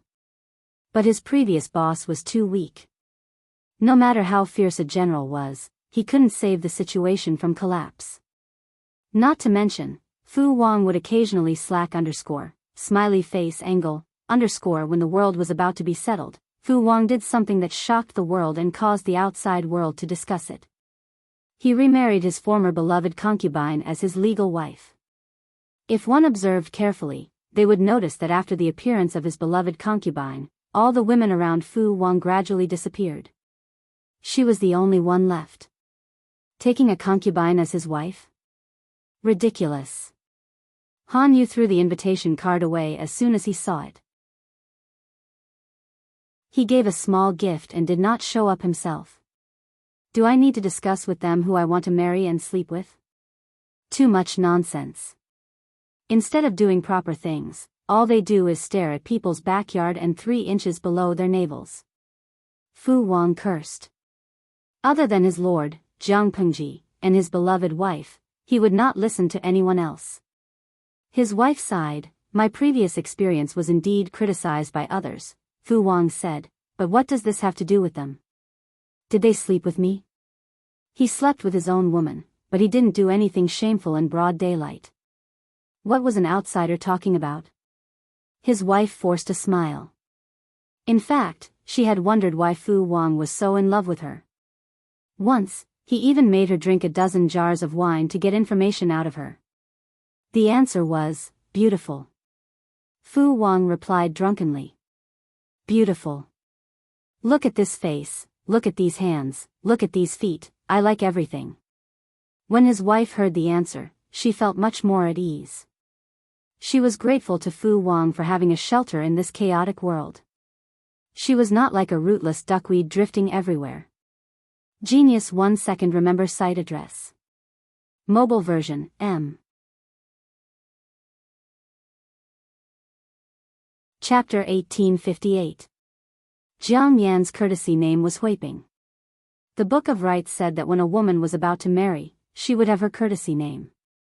It meant that a woman could only have her courtesy name when she was of age and was about to get married.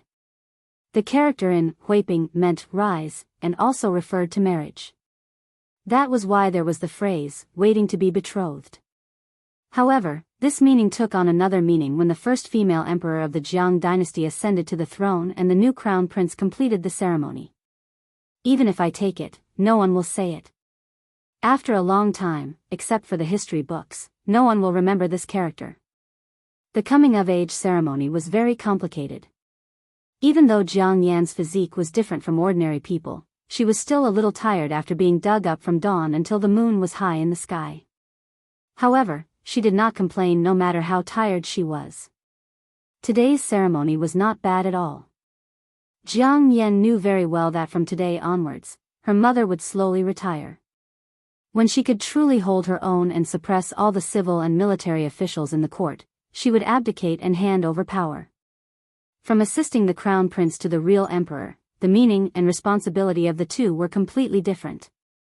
Jiang Yan knew the heavy responsibility on her shoulders from a very young age and had long regarded it as a part of her life.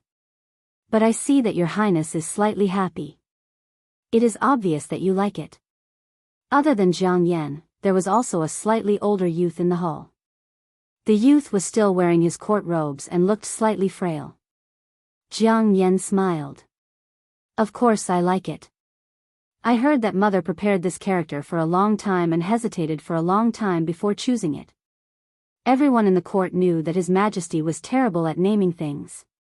In the early years, some ignorant officials wanted to give the younger generation in the family favor and shamelessly asked His Majesty to give them a courtesy name.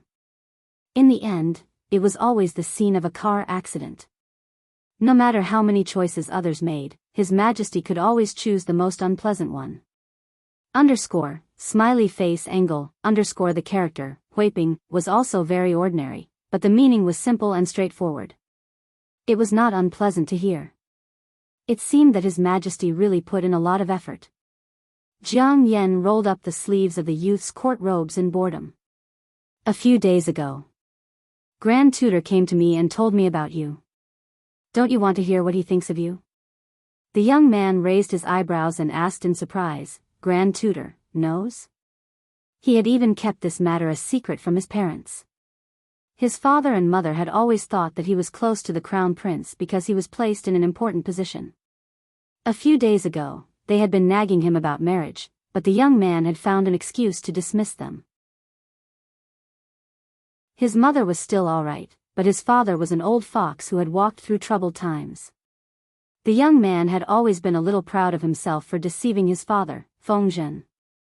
He did not expect that someone would still find out.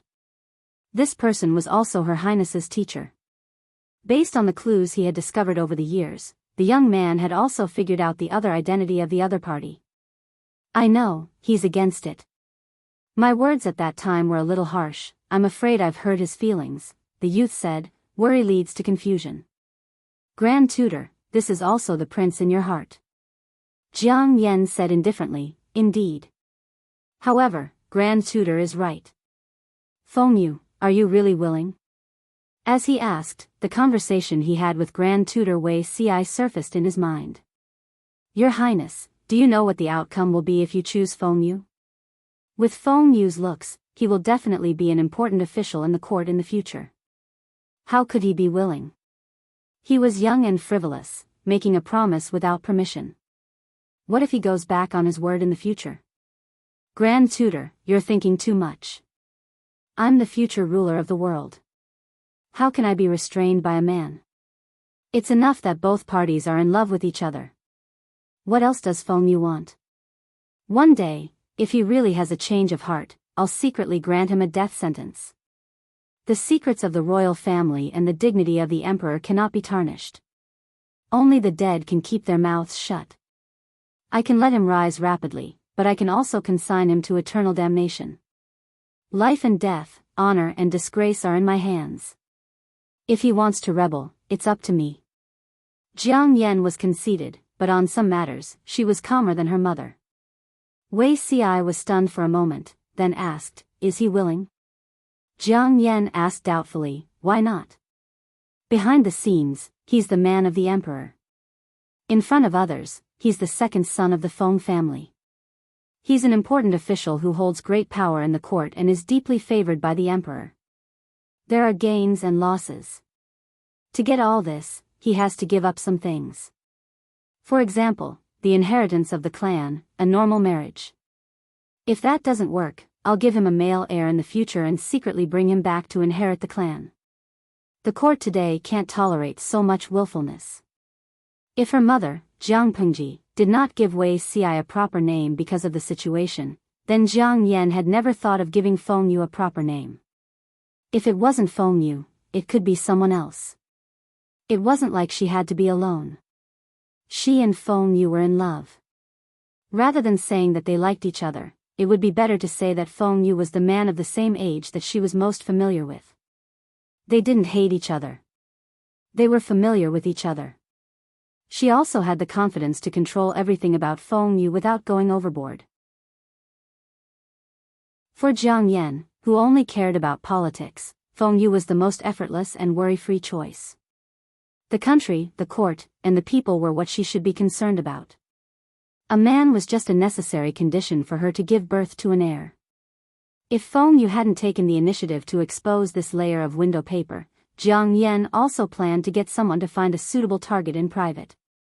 If she chose to do so, she would most likely kill him after using him.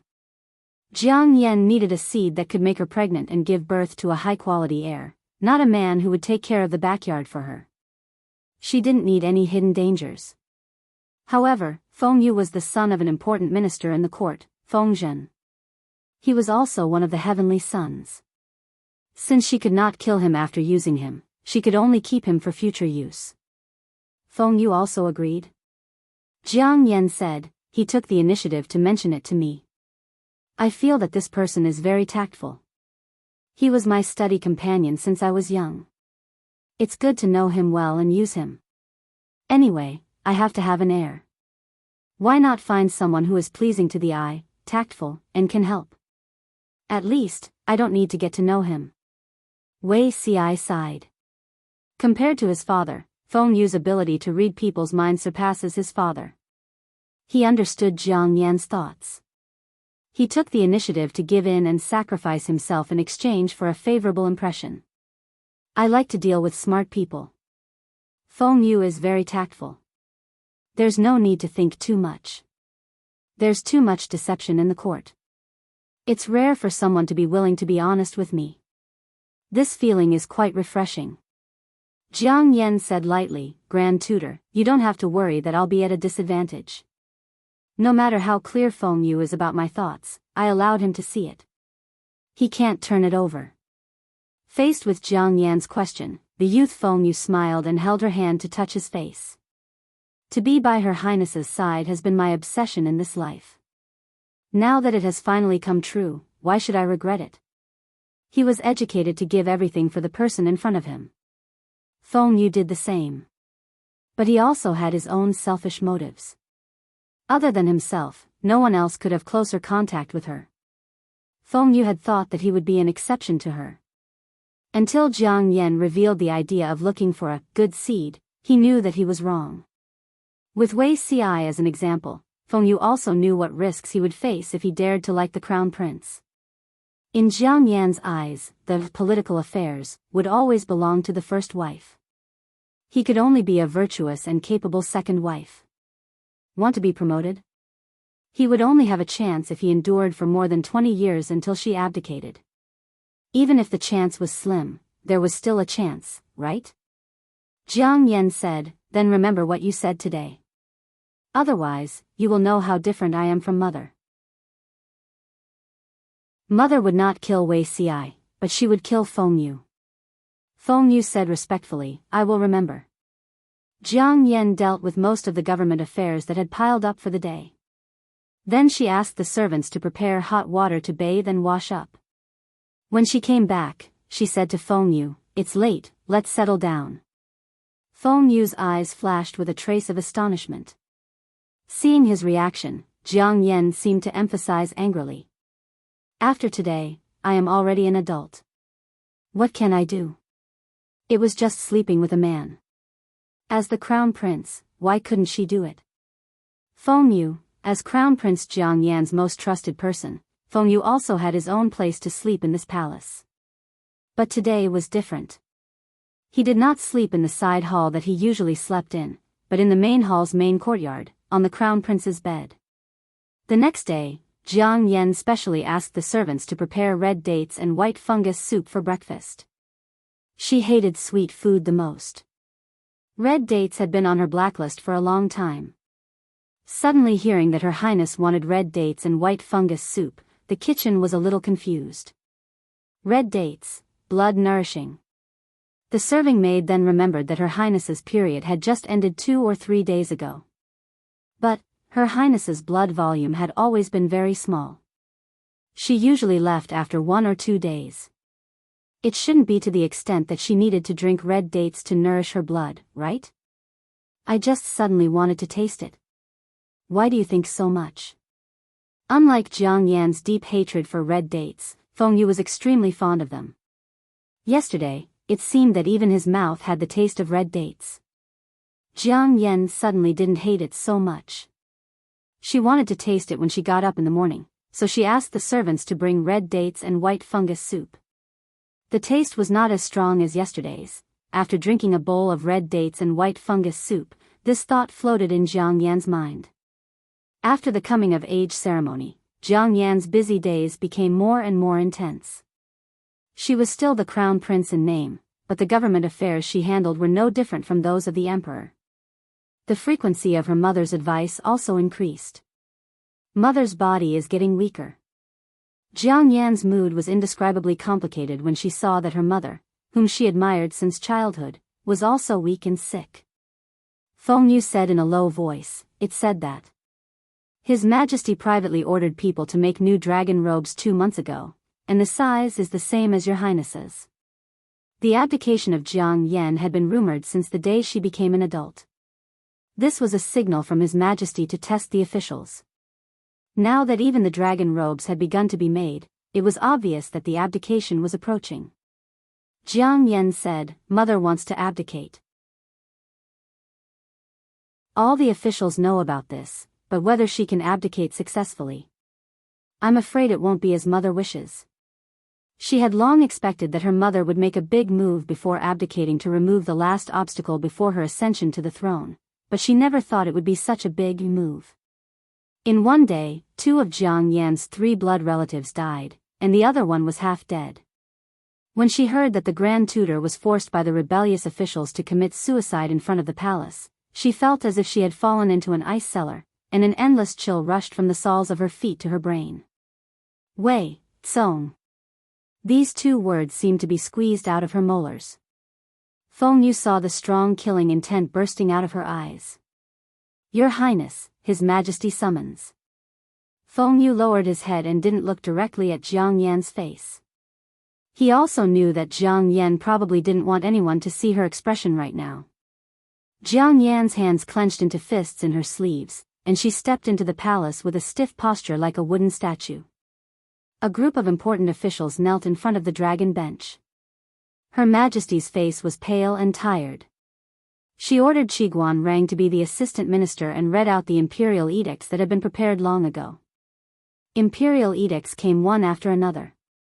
Not only were there abdications and orders for Jiang Yan to ascend to the throne, but there were also punishments for the rebellious officials and traitors, including Wei Kong. Jiang Yan looked at her mother on the dragon bench, and not a single tear could be squeezed out of her sore eyes. Her mother had calculated every move and prepared a complete set of imperial edicts. Only the punishment for Wei Tsong had been passed down orally. Why? Because she had never thought that Wei Tsong would be involved, much less that Wei Ci would die. Her mother, who had never failed in every endeavor, had lost miserably in the last round. She had truly lost everything. Wei Tsong was punished to guard the imperial mausoleum for 12 years and was not allowed to leave before the deadline. 12 years was enough for Wei Tsong to think things through, and it was enough for Jiang Yan to let go of her desire to kill him. Mother won't be around for long, and now she even wants to scheme against her daughter? So what if she wanted to kill Wei Tsong? Once the person in front of her, Long Yubin, became the late emperor, who in the world could stop her from killing a person? Her mother said, "If he really did kill him, you'd be the one regretting it." Jiang Yan said, "But he killed 2 of my family members." Her mother smiled bitterly. "It's not his fault alone. Your father and I also have unshirkable responsibilities. We've treated him badly, just like you."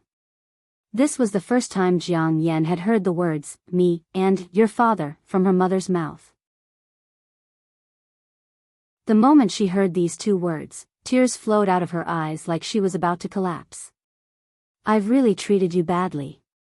You should have lived for me." However, how could a person at the end of his rope still live? Before the morning sun rose, the funeral bell rang. Under the support of her officials, Jiang Yan became the rightful monarch. Mother didn't wait until the day the sun rose, nor did she wait for the opportunity to abdicate the throne and travel the world with that person. Jiang Yan held back her emotions. As she handled her mother's funeral, she ordered people to secretly handle Wei Ci's funeral rites. As for Wei Tsong, she didn't even want to hear his name. Not many people knew about her envy, jealousy, and indescribable hatred for Wei Kong. A farce took away 2 insiders. The only one left accompanied her through the most difficult period of her life. It was only when the coffin carrying her mother's body entered the imperial mausoleum that everything settled. Outsiders thought that there was only her mother's corpse in the coffin, but they didn't know that Jiang Yan had placed another corpse. If someone dug up Wei Ci's grave at this time, they would discover that the corpse in the coffin had disappeared, leaving only a set of court robes. Did you see that? Jiang Yan left the imperial mausoleum. Before she ordered people to put down the dragon-snapping stone, she muttered to Feng Yu without rhyme or reason. Feng Yu replied, "This official saw it. This is the result of being too sentimental." Jiang Yan sneered. "As an emperor, why do you need so many unnecessary and burdensome emotions?" Feng Yu looked at the main tomb of the imperial mausoleum and sighed faintly. Although Wei Ci's mistakes could prevent him from taking detours, it also increased many obstacles. He had thought that if Wei Ci could endure until His Majesty abdicated the throne, he would be able to kick aside government affairs and ascend to the throne. Now, it seemed that his hopes were slim. The example of his parents had left a deep psychological shadow on His Majesty. He didn't know if he could get over it in this life. 12 years later. His Majesty looked at his daughter, who was reading late into the night, and let out a complicated sigh. Feng Yu said, "Your Majesty, did you go to see him today?" For so many years, Feng Yu had never dared to step on a landmine. He had always addressed Wei Tsong as he. His Majesty said, "I did. He's not young anymore, but he's still alone. He's as simple as before. He hasn't made any progress after so many years." Feng Yu was startled when he heard that. He was very familiar with Her Majesty, so he knew that her tone when she mentioned Wei Tsong was completely different from before. "I forbade him from stepping foot into the capital for the rest of his life, but I will give him a chance if his son is promising on account of his old friendship with the Grand Tutor." Feng Yu listened without saying a word. Her Majesty continued, "I quarreled with him. It was the only time in my life. I felt much better after saying what I wanted to say." She was jealous of her younger brother, but because of her status as the heir apparent, she had to learn to restrain her true emotions. After so many years, when she saw her blood relative again, she found her former jealousy somewhat laughable. Because, while she was jealous, envious, and loathed her younger brother, she also deeply loved him. He was the only thing her parents had left her. When she was young, she would definitely disdain to admit this, but when she was middle-aged, she felt that there was nothing to hide. Feng Yu wasn't surprised to hear this. Her Majesty's study had a few paintings with Wei Tsong in them. If she really wanted to never see her younger brother again, would those paintings still be an eyesore to her?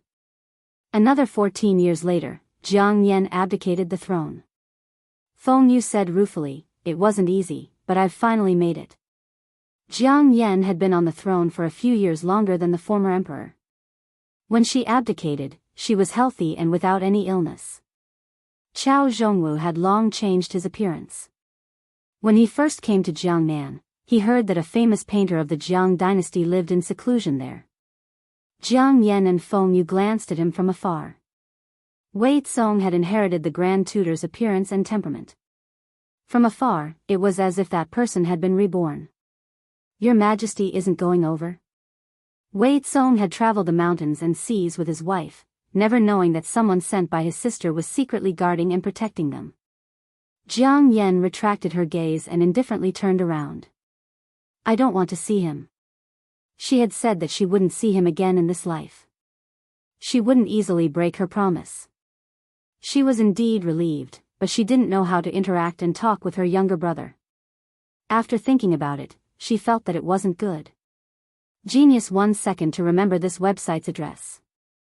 Mobile version.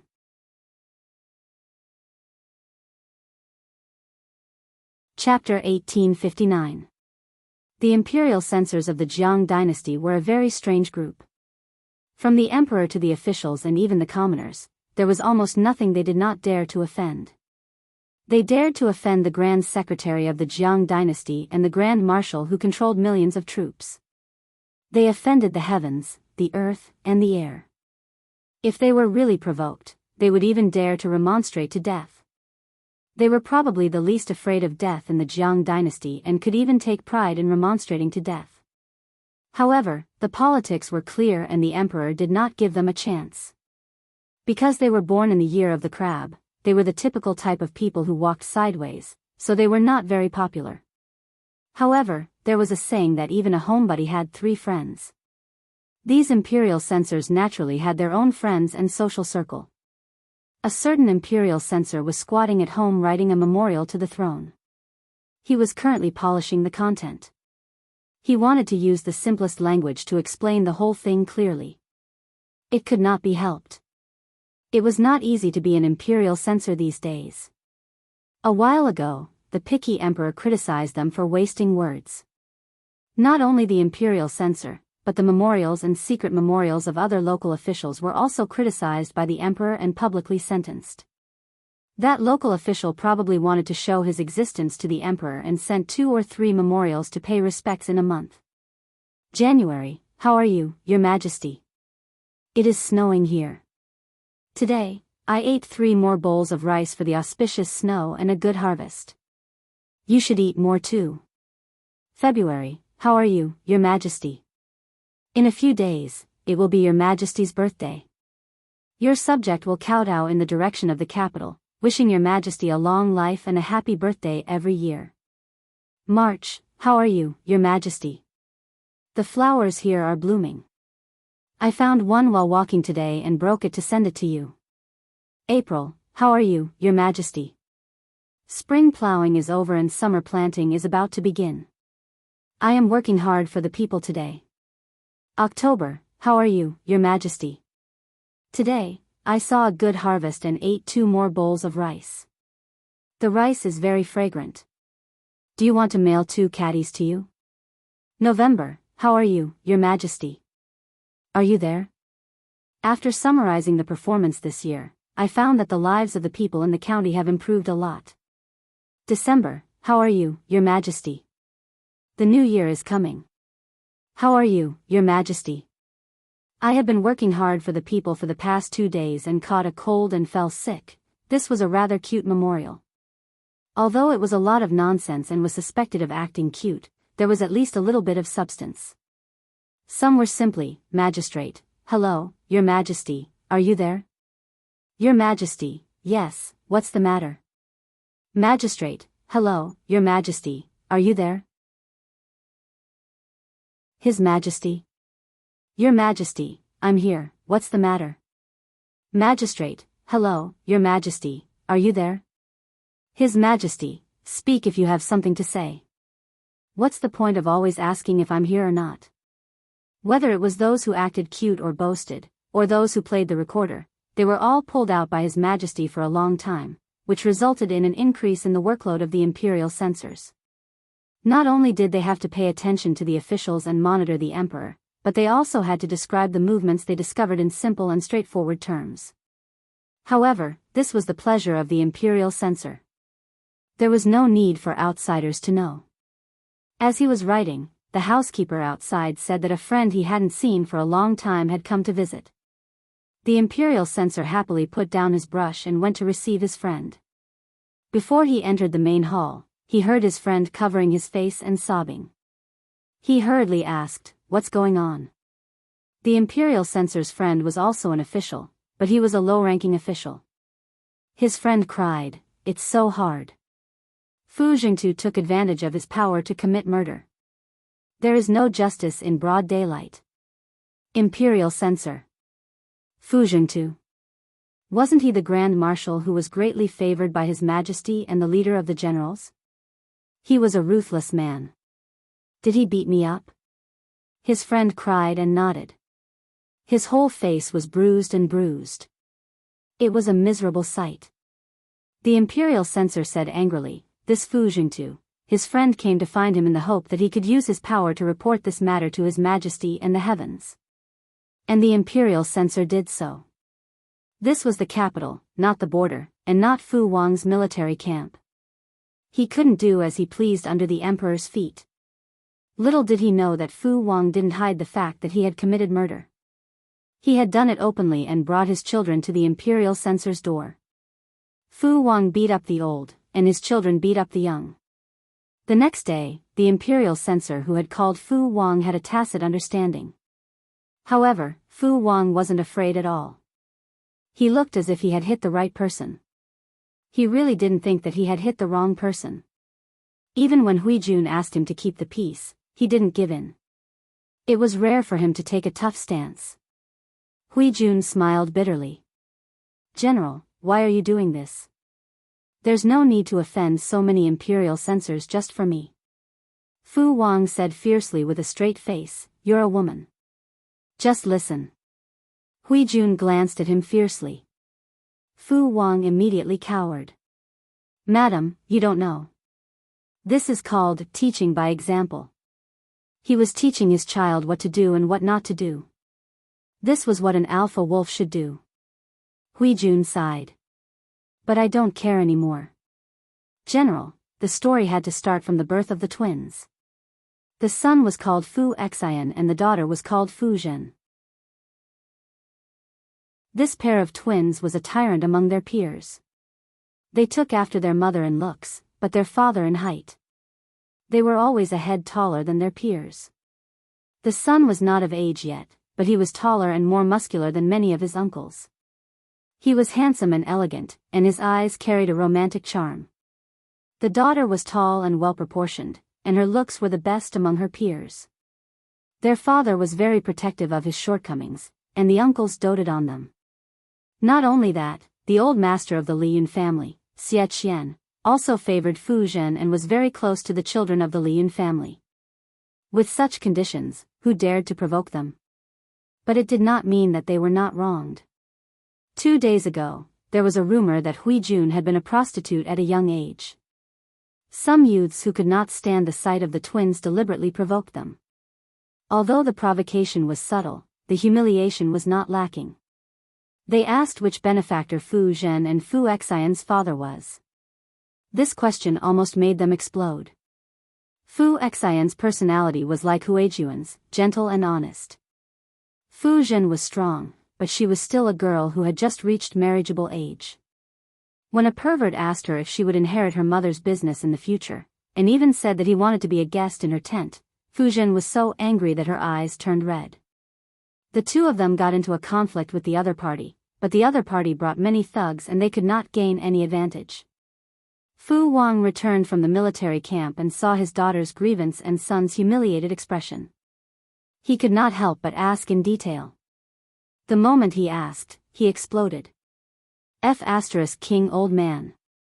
Are you dead? Fu Wang could not help but press his son to the ground and beat him. Mother was humiliated, and you couldn't even protect your sister. You ran home with your tail between your legs? The Fu family does not have such a coward. Fu Xian was so ashamed that he could not help but slap himself to apologize to his father. Fu Wang said, "Learn from this, both of you." Thus, Fu Wang brought his 2 children to fight. When they arrived, the family was eating. Fu Wang kicked the table and beat up the old one, while Fu Zhen and Fu Xian beat up the young one who had spoken so rudely. After the beating, the family was in a mess. Fu Wang was still angry. You have to protect your mother. Don't say such despicable things. If you say a word of disrespect, remember, it's basic to cripple her. If you kill her, it's your father's fault. Fu Wang, who doted on his daughter the most, was now venting his anger. No matter what, your mother is the one who gave birth to you. If she can't even protect you, what's the point of raising you? What's the point of giving birth to you? Fu Wang was traumatized by giving birth. Until now, he still avoided thinking about Huijuan's appearance when she gave birth. Whenever he thought about how the 2 children came about, he loved Huijun even more. Huijun was his true love. Children were an accident. Do you understand? The children could not even protect their mother. They were a disgrace to Fu Wang. Were they still wolf pups? Even dog pups were not so weak. Dogs don't think their mothers are ugly, and children don't think their families are poor. How did they do it? They didn't even know how to talk back, and they couldn't even fight back. Fu Wang really had the urge to put the children back in the furnace. Don't make them a disgrace. Of course, he knew about Huijuan's past, but so what? Those old men slept with him and gave birth to his children. They were not very capable, but they were good at gossiping. Did they really think that Fu Wang was not a wolf just because he had not fought for many years? If he really wanted to mess with these people, he would make them regret their ancestors for 18 generations. Fu Wang, who was full of anger, was not someone to be trifled with. On that day, the court officials saw the rare scene of Fu Wang confronting the imperial censor. That's amazing, Marshal Fu. Han Yu murmured to himself as he watched. He looks simple-minded but is actually treacherous. It was rare to misjudge. As a result, the court was full of gunpowder. Fu Wang almost got into a fight, and His Majesty finally intervened. Hui Jun listened to the gossip, but the smile on her lips became more and more intense. Fu Wang was indeed rude and not gentle enough, but it was rare for him to be so sincere. How could she not like him? But I can't let him be too complacent, lest he becomes arrogant again and wants a yard after taking an inch. She was old, but she was still as impatient as a young boy. Sometimes when her children came to pay their respects, she could only say that she had a cold. She was too embarrassed to tell the real reason. Hui Jun had been doing business for years. From the original textile to the present, she was involved in many industries. Naturally, she had her own means to gain a foothold in the business world. This time, she had investigated the rumors. Of course, she had to fight back against the deliberately disgusting means of the opponent. There were various means of competition in the business world, but it was too much to reach out to her children and try to drive a wedge between them. She couldn't help but squint, and her beautiful eyes were flashing with cold killing intent. Fu Wang was reprimanded by His Majesty and went home. Hui Jun had just returned. I just went to the Feng mansion to talk to Feng Huizhang about something. Fu Wang was speechless. What did she have to say to him? Fu Wang's impression of Feng Huizhang, who was also known as Feng Gui, was limited to his colleague, Feng Jin's biological brother, as well as the head of the Feng family, who had helped his wife earn a lot of money. He did not care much about anything else. This was the direction in which she wanted to kill her opponent. Hence, here came the problem. Should he help? Or not? Today, the leader of the Feng family was also vexed over trivial matters other than his younger brother. Genius in a second, remember this site's address. Mobile version.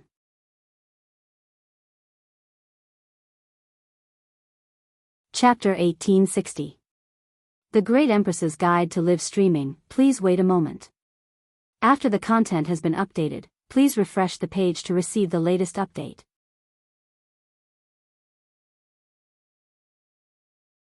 Chapter 1861. 100 years of life was like a long dream. The past flashed past her eyes quickly. Jiang Pengji sighed with satisfaction. She held his hand and walked to the finish line. The finish line? She felt her body being sucked in by a force of gravity. After a moment of dizziness, a viscous liquid surged toward her from all directions. Jiang Pengji opened her eyes subconsciously. What entered her eyes was a light pink liquid. She could not help but move her hands and feet. She was floating in the pink liquid, and the pink liquid was poured into the transparent nutrition cabin. The material of the cabin was completely transparent. The white light in the room shone on her face through the liquid. There was not a trace of warmth. Jiang Pengji was speechless.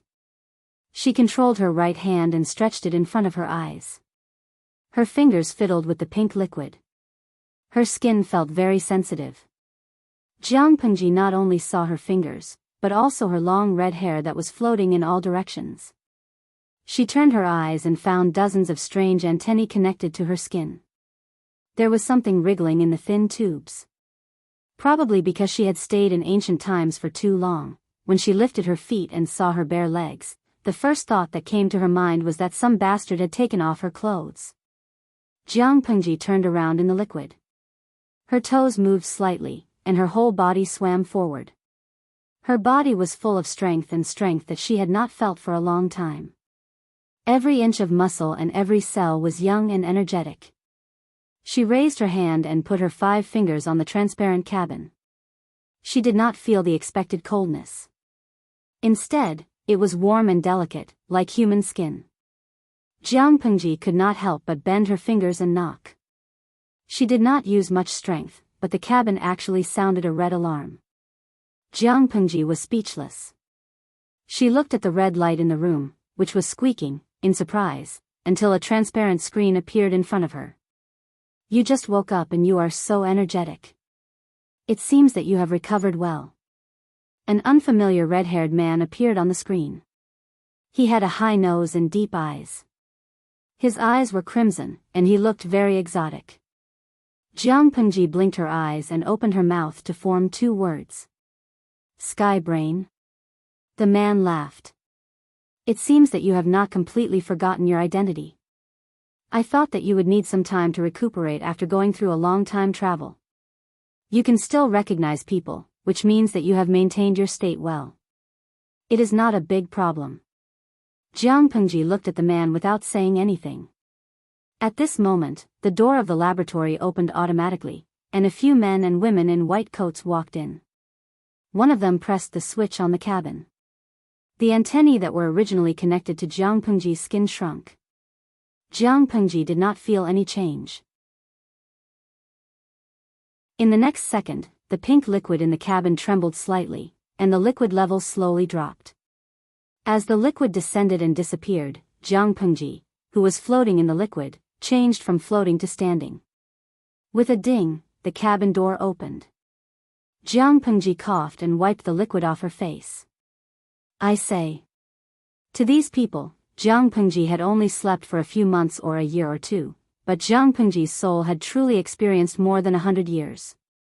She had not spoken the galactic language for more than 100 years, so her accent sounded a little awkward. She said, "Can you give me a piece of clothing?" Although the elite researchers in front of her had no interest in the human body, she did not have the habit of running naked. Your Excellency, I am truly sorry. This was our oversight. A girl wearing round glasses came forward with a smile and handed her a large coat. It's okay. I'm just not used to it. Jiang Pengji waved her hand and walked out of the cabin with her bare feet. She wrapped the coat tightly around herself. She had just woken up and was still a little confused. She needed time to distance herself from her memory and figure out the whole story. Is there anything to eat? I'm hungry. She did not feel hungry, but she wanted to eat now. In fact, during the days she stayed in the cabin, her body's muscles maintained vigorous activity, and the nutrient solution did not end. Logically speaking, she did not need to eat, but since Your Excellency said she wanted to eat, they could only try their best to satisfy her. But, when Jiang Pengji saw the two nutrient solutions that were handed over, she was silent. Jiang Pengji was speechless. Was she that miserable? She was a great hero of the Federation, after all. It was too much to only give her two nutrient solutions as consolation. Alright, how many years had it been since she had taken a nutrient solution? It was like reliving the past. Jiang Pengji took it with a smile. She ate one and almost vomited. Was the commander of the Federation army not even worthy of a fruit-flavored nutrient solution? He actually gave her one that tasted like plasticine. She took a shower and changed into a new set of clothes. Someone pushed the equipment over to examine her. The most important items were genetic and mental tests. Data such as three-dimensional height could be estimated by sight, but things such as genetic sequence codes and mental data tests were confidential. Of course, the personnel in front of her were all members of the Federation's top-secret research institute. One of them was even the director. With their authority, they could apply to look at Jiang Pengji's physical data. The fluctuations in her mental domain were more than 100 times stronger than before, and the genetic sequence codes had undergone earth-shattering changes. To be precise, it was atavism, inheriting the mysterious power of the ancient ancestors. Her comprehensive genetic data was almost the strongest at the moment. You're in good condition. You can leave after basic rehabilitation training and return to normal work. Jiang Pengji said, I would like to request to speak to the marshal. Why? She wanted a reward.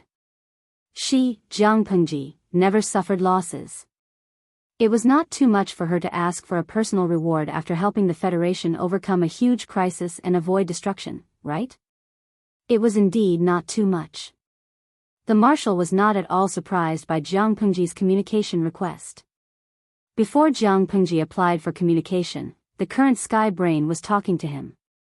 The Federation could agree to any conditions Jiang Pengji raised at their discretion. Any conditions? The marshal was a white-haired old man who looked like he was in his 70s or 80s.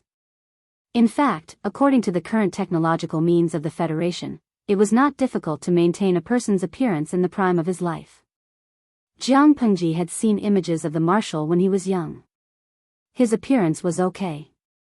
It was just that the military believed that an older person would have a more comforting aura. The marshal's appearance was a huge sacrifice. The old fox smiled amiably. Agree to it at your discretion. Agree to it at his discretion meant that he could ask for any reasonable conditions, and he should not ask for unreasonable conditions. Jiang Pengji smiled and said, "The Federation needs my luck, right?" The marshal said, "Luck is very mysterious. Even though others think it's very mysterious, in fact, it's an intangible force that really exists and controls a civilization. The Federation really needs it now. This is also the reason why you were chosen to carry out the mission back then." Jiang Pengji was born to be an emperor and had an exuberant purple aura.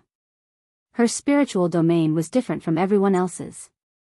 Jiang Pengji said, "So, Your Excellency, my request is not to agree to it at my discretion. It must be agreed to." The marshal was not annoyed. He had experienced Jiang Pengji's temper in countless meetings. She was definitely a warmonger. "Tell me." Jiang Pengji said, "I want Wei Ci." The marshal smiled and squinted his eyes. "Who is Wei Ci?"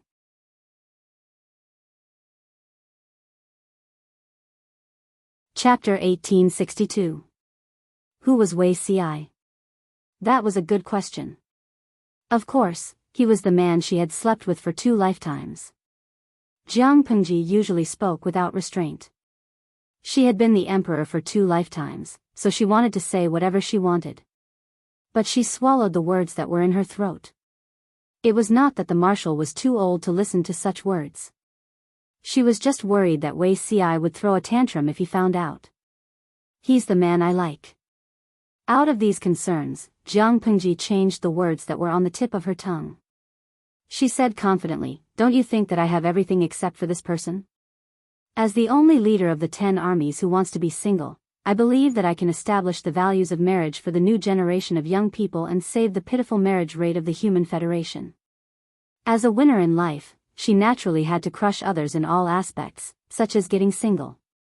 As a highly developed technological civilization, the Federation had reached a certain level in both culture and society.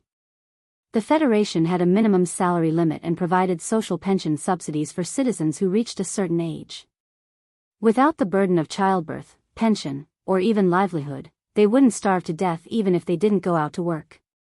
When they reached a certain age, they could still not work and receive pension subsidies. Although this made some people develop the bad habit of laziness, it also freed the people of the Federation from the shackles of survival and made them pursue spiritual enjoyment. Work was not a means to make a living. It was a channel for them to pursue a better life and self. With this kind of social background and the liberation of childbirth, there were very few people who got married seriously. The number was dropping every year. Those who had the courage to register their marriage, without a doubt, were either completely true love or unbreakable business and political marriages. Many years ago, experts were worried that citizens would indulge in relationships and only enjoy love and applaud for love, unwilling to enter the graveyard of marriage. Later, they found that they were wrong. Because the mental stimulation received in real life was far less than in the virtual world. In reality, one had to move to applaud for love, but in the virtual world, one only had to close one's eyes and enjoy it. The sensory stimulation was more delicate and acute than in the real world. This led to citizens liking the lovers in the virtual world more, commonly known as virtual love partners. They worked during the day to improve their lives and went home at night to enjoy the most wonderful feeling with their paper lovers. It was simply wonderful. Happy my *SS. Several generations of marshals had been worried about the declining marriage rate every year, and for this reason, they had even limited the simulation of the sky brain's virtual senses. In the early years, Jiang Pengji had thought that these old men had nothing better to do and were actually worrying about this matter. But later on, she no longer thought so. According to the massive genetic database collected by the Heavenly Brain, the genetic database of the Federation citizens was undergoing a subtle change. Human emotions were slowly deteriorating, and the average index of empathy was also decreasing bit by bit. This kind of change could not be seen in a few decades or centuries, but after 3 to 5,000 years, there would definitely be obvious changes. This was not a good thing for humans. Sky Brain carried out analysis and calculations of the massive amount of data and believed that family relationships could curb this trend. Therefore, the Federation has also begun to trick fathers or mothers into raising children, in order to increase family bonds and emotional exchanges. Of course, the Federation's protection of infants had always been thorough. When a father or mother interacted with their child, a parenting robot would assist them. It was not only for the sake of taking better care of the child, but also to reduce the harm and mistakes that parents might make in the process of parenting. As one of the leaders of the army, Jiang Pengji had the authority to know these secrets. The marshal was speechless. He knew that Jiang Pengji's ability to bullshit was one of the best among the leaders of the army, but he did not expect her to be so shameless. It was obviously for her own selfish desires, but in her words, it was a sacrifice for the marriage rate of the Federation. What a great way to put it. Jiang Pengji said, "Marshal, can you fulfill this small request?" The marshal crossed his fingers and did not speak. Jiang Pengji's face darkened. "Marshal, there are some things I already know. There's no point in hiding it." The marshal smiled. For example, I am the only direct descendant of the Jiang family. The Federation needs my luck, and the grudges between the Heavenly Brain, the Federation, and the Jiang family. For something like luck, there's no point in just squeezing me out, right? Jiang Pengji said with a clear expression, "I want Wei Ci from you because I know he must be here now. I have no intention of touching the interests of the Federation, and I don't care if you want to fleece me. After all, the Federation's position is also my position, but any cooperation requires sincerity, don't you think?" She could sacrifice for the Federation, but she could not be squeezed to death without seeing any return. Jiang Pengji's request was very simple. If the Federation could fulfill it, why not? Cooperation was only meaningful when both parties were willing. Wei Ci was born with the fate of the phoenix, and he himself was the owner of a strong luck. Jiang Pengji dared to bet with her life. The Federation would never let go of such a fat sheep. Not only Wei Ci, but Jiang Pengji's children from her previous life, Jiang Yan and Jiang Lian, also had the fate of the emperor. How could the Federation let them go? When Jiang Pengji returned, their spiritual bodies would definitely be brought back. The marshal was pretending to be deaf and dumb, deliberately watching her worry about Wei Ci. To be honest, it was meaningless. The marshal said, "You are still so sharp." In other words, he admitted that Wei Ci was there. "However, I did not deliberately watch you worry and keep you in suspense, but there are some things I don't know how to tell you about the matter of Wei Ci that you mentioned." The marshal still had a faint smile on his face. That smile gave Jiang Pengji a bad feeling.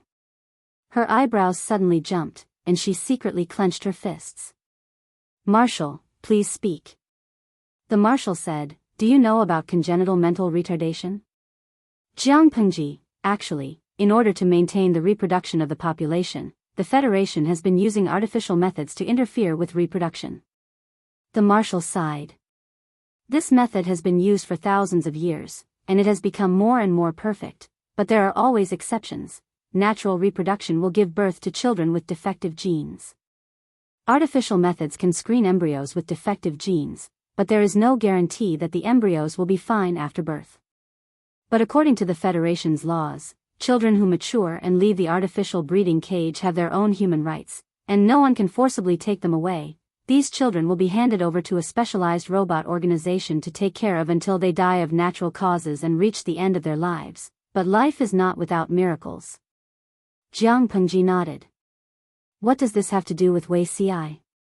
The marshal smiled. No, it has a close relationship with him. Jiang Pengji, the marshal asked Jiang Pengji, do you still remember how you carried out the mission? Jiang Pengji was speechless. She could not remember. She knew that her transmigration was a mission given by the Federation to capture the absconding Sky Brain, but how she transmigrated, how she received the order. This piece of memory seemed to be locked away, leaving only a vague trace. Her last memory before transmigration was of the explosion. I remember, it seems that I transmigrated after the explosion. The marshal said, it seems that you don't completely forget it. Jiang Pengji asked, can you finish it in one go, Marshal? She did not have that much patience to squeeze the toothpaste out bit by bit. The marshal chuckled. This is a bit long, I can't finish it in one go, you have to understand my age. The old man had to give him some time to catch his breath. Jiang Pengji, I'd be a fool to believe you. Anyone who sat firmly in the position of the Federation Marshal and wielded the blade of the Emperor's head, which could restrain the Sky Brain, its nature was equivalent to the God-slaying blade, which could restrain the Sky Brain, a virtual spiritual body, would not be weak. The Marshal looked old. If he really unleashed his little universe, Jiang Pengji would not dare to say that she could win. The Marshal did not continue to delay and helped Jiang Pengji fill in the few days of her memory that she had missed. After Jiang Pengji received the classified mission, the garrison of the 7th Army Corps on a deserted planet sent an emergency signal for help. The so-called deserted planet was a planet where the exploitation of resources had reached the tipping point. Most of the Aborigines had migrated to other planets. Those who stayed on the deserted planet were either nostalgic or unable to bear the cost of migration. The total population was not large. A sparsely populated planet was itself suitable for all kinds of confidential research. There were a few research institutes established by the Federation on this deserted planet. Jiang Pengji realized the seriousness of the situation and personally went to deal with it. What happened after that? Jiang Pengji raised her hand and pressed her head. Fragmented images appeared in her mind. Like a puzzle, they gradually became complete and revealed the whole picture. The Marshal said, it was the invasion of foreign hostile forces and they stole a lot of secrets. You stopped it? The Marshal saw that she was worried and smiled to comfort her. We stopped it. Don't worry about that. We found the stolen secrets from the spy, who was hiding in the 7th Army Corps and ambushed you. They have been completely destroyed. Jiang Pengji's expression turned cold. The spy hiding in the 7th Army Corps, Marshal, this is my dereliction of duty. No.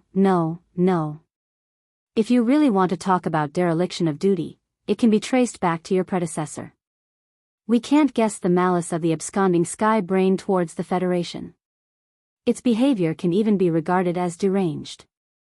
The Marshal said, in order to destroy the Jiang family and take revenge on the Federation, it planned for hundreds of years in advance and infiltrated various forces. If the Federation didn't discover its conspiracy in time and destroy it one by one, removing the spies and informers, the losses would be far greater than now. After Sky Brain's conspiracy was discovered, it fled, but there were still fish that escaped the net that we didn't notice. The deserted planet A233 is the best example. Because of this, we almost lost you. The spy was truly loyal to the Federation. He was a trusted old man left behind by the previous commander. His final attack on Jiang Pengji was also his behavior under control. Jiang Pengji didn't notice anything unusual about him. It wasn't Jiang Pengji's fault. No one suspected him. Following the Marshal's description, the memory box in Jiang Pengji's mind was opened. The missing parts were pieced together to form a complete picture. She studied all the ambushes, but Jiang Pengji had to bring people to rescue them. In the end, she was ambushed at a critical moment by someone around her. All the ambushes were detonated in an instant.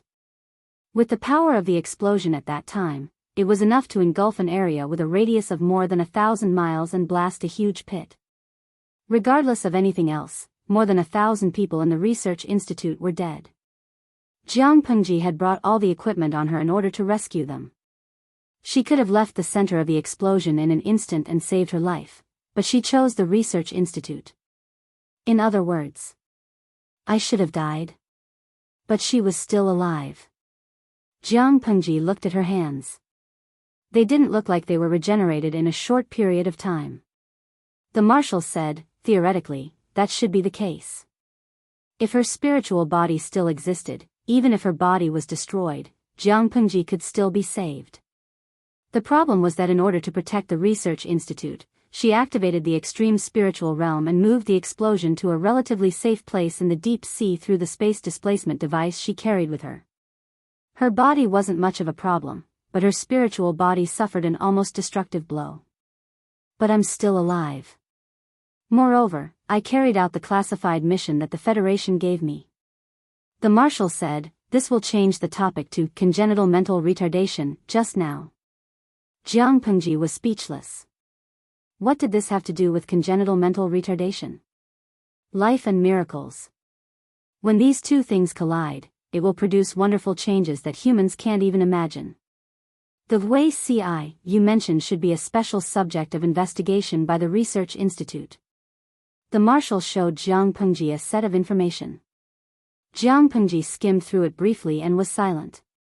He continued, under normal circumstances, this kind of child with congenital mental gene problems will have a spiritual body that is almost as weak as a paramecium. But the 212,175 in the information has a strong congenital spiritual realm, comparable to the 4 genetic unlocking stage. Jiang Pengji said, and then? The Marshal said, as you can see, he has a strong spiritual power, but he doesn't have any spiritual consciousness. It was impossible for one to have powerful mental strength and even condense a unique mental domain without a mental consciousness. He attracted the attention of various research institutes and became a subject of investigation. But after so many years, there were no results. Why didn't you release him if there were no results? Jiang Pengji saw clearly that 212,175 lived in the Research Institute for a whole 26 years. The Marshal said, "Do you know what his spiritual realm ability is?" "What?" The Marshal said, "It's healing. It's the opposite of yours." Jiang Pengji's original ability was fire, but after awakening her ancient blood, she had the violent power to burn everything. He didn't stay in the Research Institute to be investigated. He was more of a part of the Research Institute, working to earn money. Jiang Pengji was speechless. When the Research Institute was attacked, 212,175 did not move. He was only protected by the robot nanny. Until the explosion happened. Jiang Pengji survived because she received help from an external force, which helped her share some of the damage. Why did he become Wei Ci?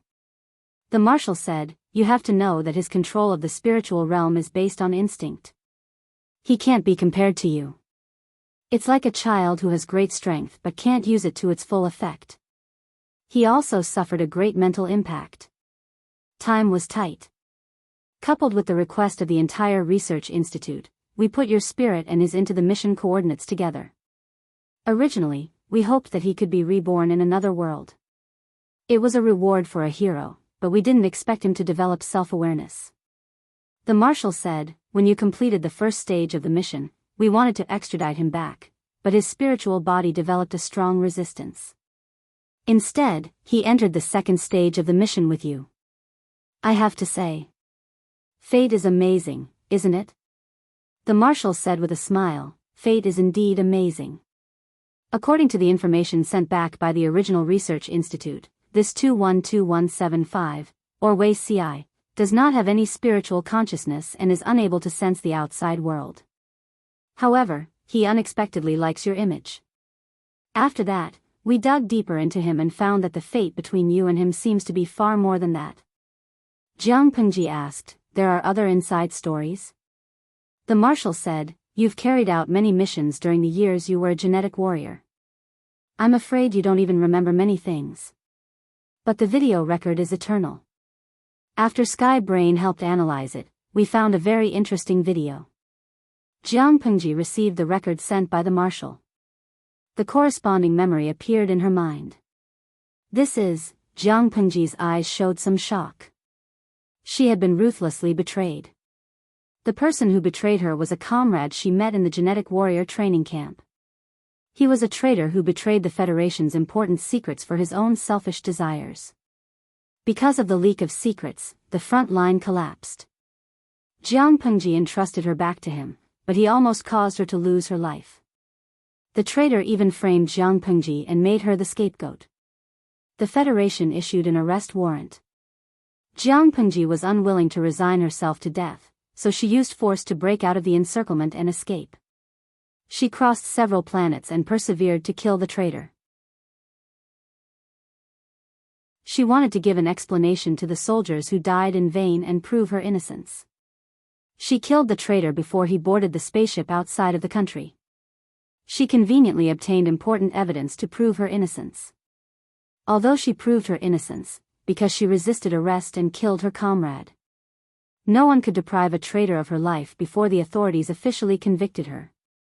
Jiang Pengji was forced to retire from the ranks of genetic warriors. She entered the 7th Corps as an ordinary federal soldier. This was the background of the video. Jiang Pengji was hiding from place to place. She wandered around several planets. Her chest was filled with endless hostility. When she woke up and went to sleep, it was as if she was possessed. There was only one thought in her mind. Catch the traitor and grind his bones to ashes. When she passed by a deserted planet, Jiang Pengji hid near a nursery and met a little boy. It was a very beautiful little boy. His smile was clean and pure. It reminded her of the blue sky and blue sea on the central planet. The little boy with black hair and eyes was somewhat reclusive. He sat quietly and did not speak or pay attention to anyone. Jiang Pengji was on the verge of breaking down. If she could not catch the traitor, she would probably have nowhere to run. At that moment, the little boy, who was suspected to be deaf and mute, suddenly responded. "What's your name? Can I be your friend? Big sister, you're so beautiful, have you eaten? The weather is so good today." Questions like these floated out from the intelligent brain screen on his wrist. Coupled with his smiling face, it was impossible to resist. Jiang Pengji did not know at that time that these questions and dialogues were actually content that was automatically simulated by the preschool education textbook according to the situation. It was not the little boy's intention to open it accidentally. Jiang Pengji answered them one by one. Her anxiety was greatly alleviated. Finally, a paragraph of words appeared on the little boy's screen. "Big sister, what's your wish?" Jiang Pengji grabbed her hair and said disappointedly, "Does the peace of the Federation count? Other than this, there's nothing else." The little boy did not speak. He was still smiling. Finally, Jiang Pengji dug in her pocket and took out a candy and stuffed it into the little boy's hand. "Your nanny robot is nearby, right? Go home early. You'll be abducted and sold if you're too beautiful." Before leaving, she rubbed her fluffy hair.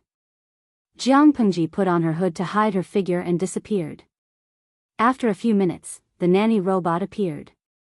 The little boy's preschool education textbook found a new target. A bunch of questions popped up on the screen again. "What's your name? Can I be your friend? Big sister, you're so beautiful, have you eaten? The weather is so good today, what's your wish?"